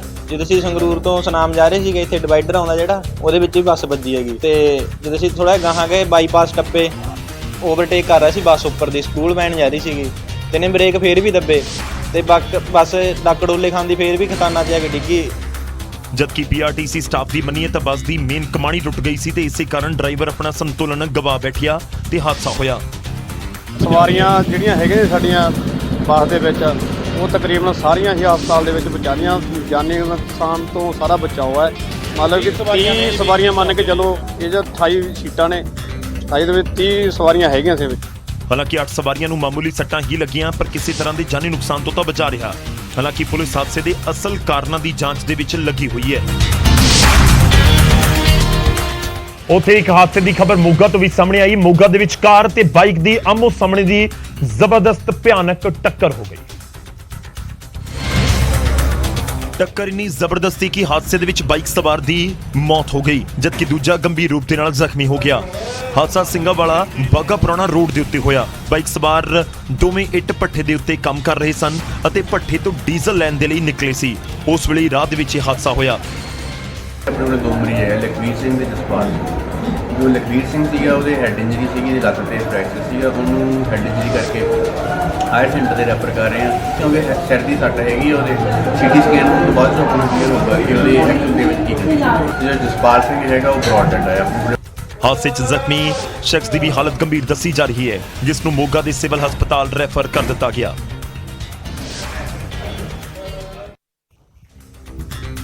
ਹੁਣ ਅੱਗੇ ਵਧਦੇ ਤੇ ਗੱਲ ਦੀਵਾਲੀ ਦੇ ਤਿਉਹਾਰ ਦੀ। ਕਪੂਰਥਲਾ ਦੇ ਵਿੱਚ ਪਟਾਕੇ ਵੇਚਣ ਵਾਲੀਆਂ ਕਈ ਦੁਕਾਨਾਂ ਨੂੰ ਸੀਲ ਕਰ ਦਿੱਤਾ ਗਿਆ। ਦਰਅਸਲ ਇਹ ਕਾਰਵਾਈ ਕੀਤੀ ਗਈ ਹੈ ਪ੍ਰਸ਼ਾਸਨ ਦੇ ਅਧਿਕਾਰੀਆਂ ਦੇ ਵੱਲੋਂ। ਪ੍ਰਸ਼ਾਸਨ ਨੇ ਇੱਕ ਥਾਂ ਪਟਾਕਿਆਂ ਦੀਆਂ 6 ਦੁਕਾਨਾਂ ਖੋਲ੍ਹਣ ਦੀ ਇਜਾਜ਼ਤ ਦਿੱਤੀ ਸੀ, ਪਰ ਉੱਥੇ 15 ਦੁਕਾਨਾਂ ਖੋਲ੍ਹ ਦਿੱਤੀਆਂ ਗਈਆਂ। ਫਿਰ ਅਧਿਕਾਰੀ ਮੌਕੇ ਦੇ ਉੱਤੇ ਪਹੁੰਚੇ ਅਤੇ ਕਈ ਦੁਕਾਨਾਂ ਨੂੰ ਸੀਲ ਕਰ ਦਿੱਤਾ ਤੇ ਦੁਕਾਨਦਾਰਾਂ ਦੀ ਅਪੀਲ ਤੋਂ ਬਾਅਦ ਉਹਨਾਂ ਨੂੰ ਆਪਣੀਆਂ ਦੁਕਾਨਾਂ ਦੇ ਵਿੱਚੋਂ ਸਮਾਨ ਚੁੱਕਣ ਦੇ ਲਈ 2 ਘੰਟੇ ਦਾ ਸਮਾਂ ਵੀ ਦਿੱਤਾ ਗਿਆ ਸੀ ਅਤੇ ਲਾਇਸੈਂਸ ਵਾਲੇ ਦੁਕਾਨਦਾਰਾਂ ਨੂੰ ਸਹਿਮਤੀ ਦੇ ਨਾਲ ਸਮਾਨ ਵੇਚਣ ਦੇ ਨਿਰਦੇਸ਼ ਵੀ ਦਿੱਤੇ ਗਏ ਸਨ। ਇਹ ਕਿ ਉਹਨਾਂ ਦਾ ਮਾਲੀ ਨੁਕਸਾਨ ਹੋ ਜਾਣਾ ਹੈਗਾ। ਐਡਮਿਨਿਸਟ੍ਰੇਸ਼ਨ ਜਿਵੇਂ ਪਹਿਲਾਂ ਵੀ ਤੁਹਾਡੇ ਨਾਲ ਗੱਲਬਾਤ ਕੀਤੀ ਹੈਗੀ ਕਿ ਅਸੀਂ ਕਿਸੇ ਦਾ ਵੀ ਕੋਈ ਮਾਲੀ ਨੁਕਸਾਨ ਕਰਨ ਦੀ ਕੋਈ ਸਾਡੀ ਮਨਸ਼ਾ ਨਹੀਂ ਹੈਗੀ, ਨਾ ਹੀ ਅਸੀਂ ਚਾਹੁੰਦੇ ਹੈਗੇ ਆ। ਤੇ ਇਹਨਾਂ ਨੂੰ 2 ਘੰਟੇ ਦਾ ਟਾਈਮ ਦਿੱਤਾ ਗਿਆ ਹੈਗਾ। ਮੈਂ ਹੀ ਵਸੀਲਾ ਲਗਵਾਈਆਂ ਸੀ, ਮੈਂ ਹੀ ਉਹਨਾਂ ਨੇ ਅਲਾਓ ਕਰ ਰਿਹਾ ਹੈਗਾ। ਕੋਈ ਗੱਲ ਨਹੀਂ, ਆਪਣਾ ਸਮਾਨ ਜਿਹੜਾ ਹੈਗਾ ਜੇਕਰ ਤੁਸੀਂ ਸ਼ਿਫਟ ਕਰਨਾ ਚਾਹੁੰਦੇ ਹੈਗੇ ਕਰ ਲਓ। ਤਾਂ ਇਸ ਵਾਰ ਪਟਾਕੇ ਚਲਾਉਣ ਦਾ ਵੀ ਸਿਰਫ 2 ਘੰਟੇ ਦਾ ਹੀ ਸਮਾਂ ਸਰਕਾਰ ਦੇ ਵੱਲੋਂ ਦਿੱਤਾ ਗਿਆ ਤੇ ਦੂਜੇ ਪਾਸੇ ਜਿਹੜੀਆਂ ਦੁਕਾਨਾਂ ਨੇ ਉਹ ਇੱਕ ਥਾਂ ਦੇ ਉੱਤੇ ਹੀ ਲਾਇਸੈਂਸ ਤੋਂ ਬਾਅਦ ਖੋਲੀਆਂ ਜਾ ਸਕਦੀਆਂ ਨੇ। ਉਧਰ ਪੁਲਿਸ ਯਾਦਗਾਰੀ ਦਿਵਸ ਦੇ ਮੌਕੇ ਉੱਤੇ ਸ਼ਹੀਦ ਪੁਲਿਸ ਮੁਲਾਜ਼ਮਾਂ ਨੂੰ ਯਾਦ ਕੀਤਾ ਗਿਆ ਤੇ ਪਰਿਵਾਰਾਂ ਦੀਆਂ ਮੁਸ਼ਕਲਾਂ ਵੀ ਸੁਣੀਆਂ ਗਈਆਂ।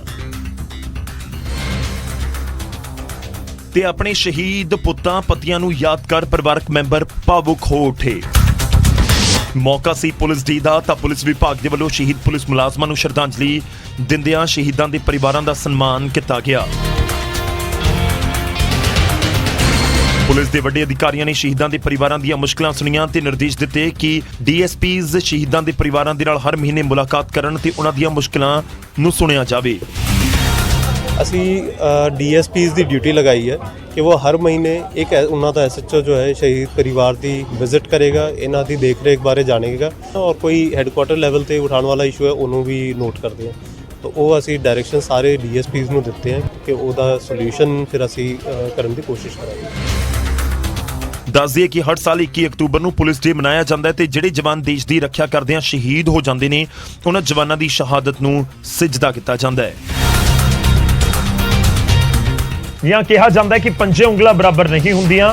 ਪੁਲਿਸ ਵਾਲਿਆਂ ਦੇ ਉੱਤੇ ਬਹੁਤ ਸਾਰੇ ਇਲਜ਼ਾਮ ਲੱਗਦੇ ਨੇ ਪਰ ਵਿਭਾਗ ਦੇ ਵਿੱਚ ਵੱਡੀ ਗਿਣਤੀ 'ਚ ਅਧਿਕਾਰੀ ਤੇ ਪੁਲਿਸ ਦੇ ਮੁਲਾਜ਼ਮ ਅਜਿਹੇ ਨੇ ਜੋ ਤਨਦੇਹੀ ਦੇ ਨਾਲ ਆਪਣੀ ਡਿਊਟੀ ਕਰਦੇ ਨੇ ਤੇ ਪੁਲਿਸ ਡੇ ਦੇ ਮੌਕੇ ਦੇ ਉੱਤੇ ਨਿਊਜ਼ 18 ਵੀ ਉਹਨਾਂ ਨੂੰ ਸਲਾਮ ਕਰਦਾ ਹੈ, ਖਾਸ ਤੌਰ ਤੇ ਉਹਨਾਂ ਨੂੰ ਜਿਨ੍ਹਾਂ ਨੇ ਆਪਣੀ ਜਾਨ ਦੀ ਪਰਵਾਹ ਨਹੀਂ ਕੀਤੀ ਤੇ ਲੋਕਾਂ ਦੀ ਸੁਰੱਖਿਆ ਦੇ ਲਈ ਉਸ ਨੂੰ ਵੀ ਕੁਰਬਾਨ ਕਰ ਦਿੱਤਾ। ਕਿਉਂਕਿ ਜਦੋਂ ਕੋਈ ਆਪਣੀ ਜਾਨ ਕੁਰਬਾਨ ਕਰ ਦੇਵੇ ਕਿਸੇ ਹੋਰ ਦੇ ਲਈ, ਲੋਕਾਂ ਦੀ ਸੇਵਾ ਦੇ ਲਈ, ਫਿਰ ਉਸ ਨਾਲ ਫਰਕ ਤਾਂ ਪੈਂਦਾ ਹੈ। ਹੁਣ ਅੱਗੇ ਵਧਦੇ ਹਾਂ ਤੇ ਵਾਰੀ ਅੱਜ ਦੇ ਸਵਾਲ ਦੀ ਤੇ ਸਵਾਲ ਦਾ ਜਵਾਬ ਤੁਹਾਨੂੰ ਦੱਸਣ ਦੀ। ਪਹਿਲਾਂ ਸਵਾਲ ਤੁਹਾਡੀ ਟੀਵੀ ਸਕਰੀਨ ਦੇ ਉੱਤੇ ਸਵਾਲ ਅੱਜ ਅਸੀਂ ਤੁਹਾਨੂੰ ਪੁੱਛਿਆ ਸੀ ਕਿ ਭਾਰਤ ਦਾ ਸਭ ਤੋਂ ਵੱਡਾ ਰੋਪਵੇ ਕਿੱਥੇ ਹੈ। 4 ਆਪਸ਼ਨ ਦਿੱਤੀਆਂ, A Patnitop, B Gangtok, C Auli ਜਾਂ D ਗੁਲਮਰਗ। ਤਾਂ ਸਹੀ ਜਵਾਬ ਕੀ ਹੈ ਹੁਣ ਉਹ ਤੁਹਾਡੀ ਸਕਰੀਨ ਦੇ ਉੱਤੇ ਕੁਝ ਹੀ ਪਲਾਂ 'ਚ। ਸਹੀ ਜਵਾਬ ਹੈ ਆਪਸ਼ਨ C ਔਲੀ।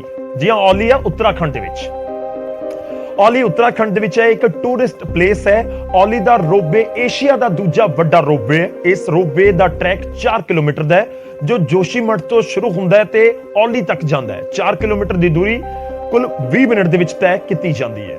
ਇਸ ਦਾ ਮਤਲਬ ਇਹ ਹੈ ਕਿ ਜਦੋਂ ਗੌਰੀਕੁੰਡ ਤੋਂ ਕੇਦਾਰਨਾਥ ਧਾਮ ਦੇ ਲਈ ਕਰੀਬ 9.5 ਕਿਲੋਮੀਟਰ ਲੰਬਾ ਰੋਪਵੇ ਬਣ ਜਾਏਗਾ ਤੇ ਹੇਮਕੁੰਡ ਸਾਹਿਬ ਦੇ ਲਈ ਕਰੀਬ 12.5 ਕਿਲੋਮੀਟਰ ਲੰਬਾ ਰੋਪਵੇ ਬਣ ਜਾਏਗਾ ਤਾਂ ਉਹ ਰੋਪਵੇ ਸਭ ਤੋਂ ਲੰਬਾ ਦੇਸ਼ ਦੇ ਵਿੱਚ ਹੋ ਜਾਏਗਾ। ਫਿਲਹਾਲ ਔਲੀ ਉੱਤਰਾਖੰਡ ਦੇ ਵਿੱਚ ਬਣਿਆ ਹੋਇਆ ਰੋਪਵੇ ਸਭ ਤੋਂ ਵੱਡਾ ਰੋਪਵੇ।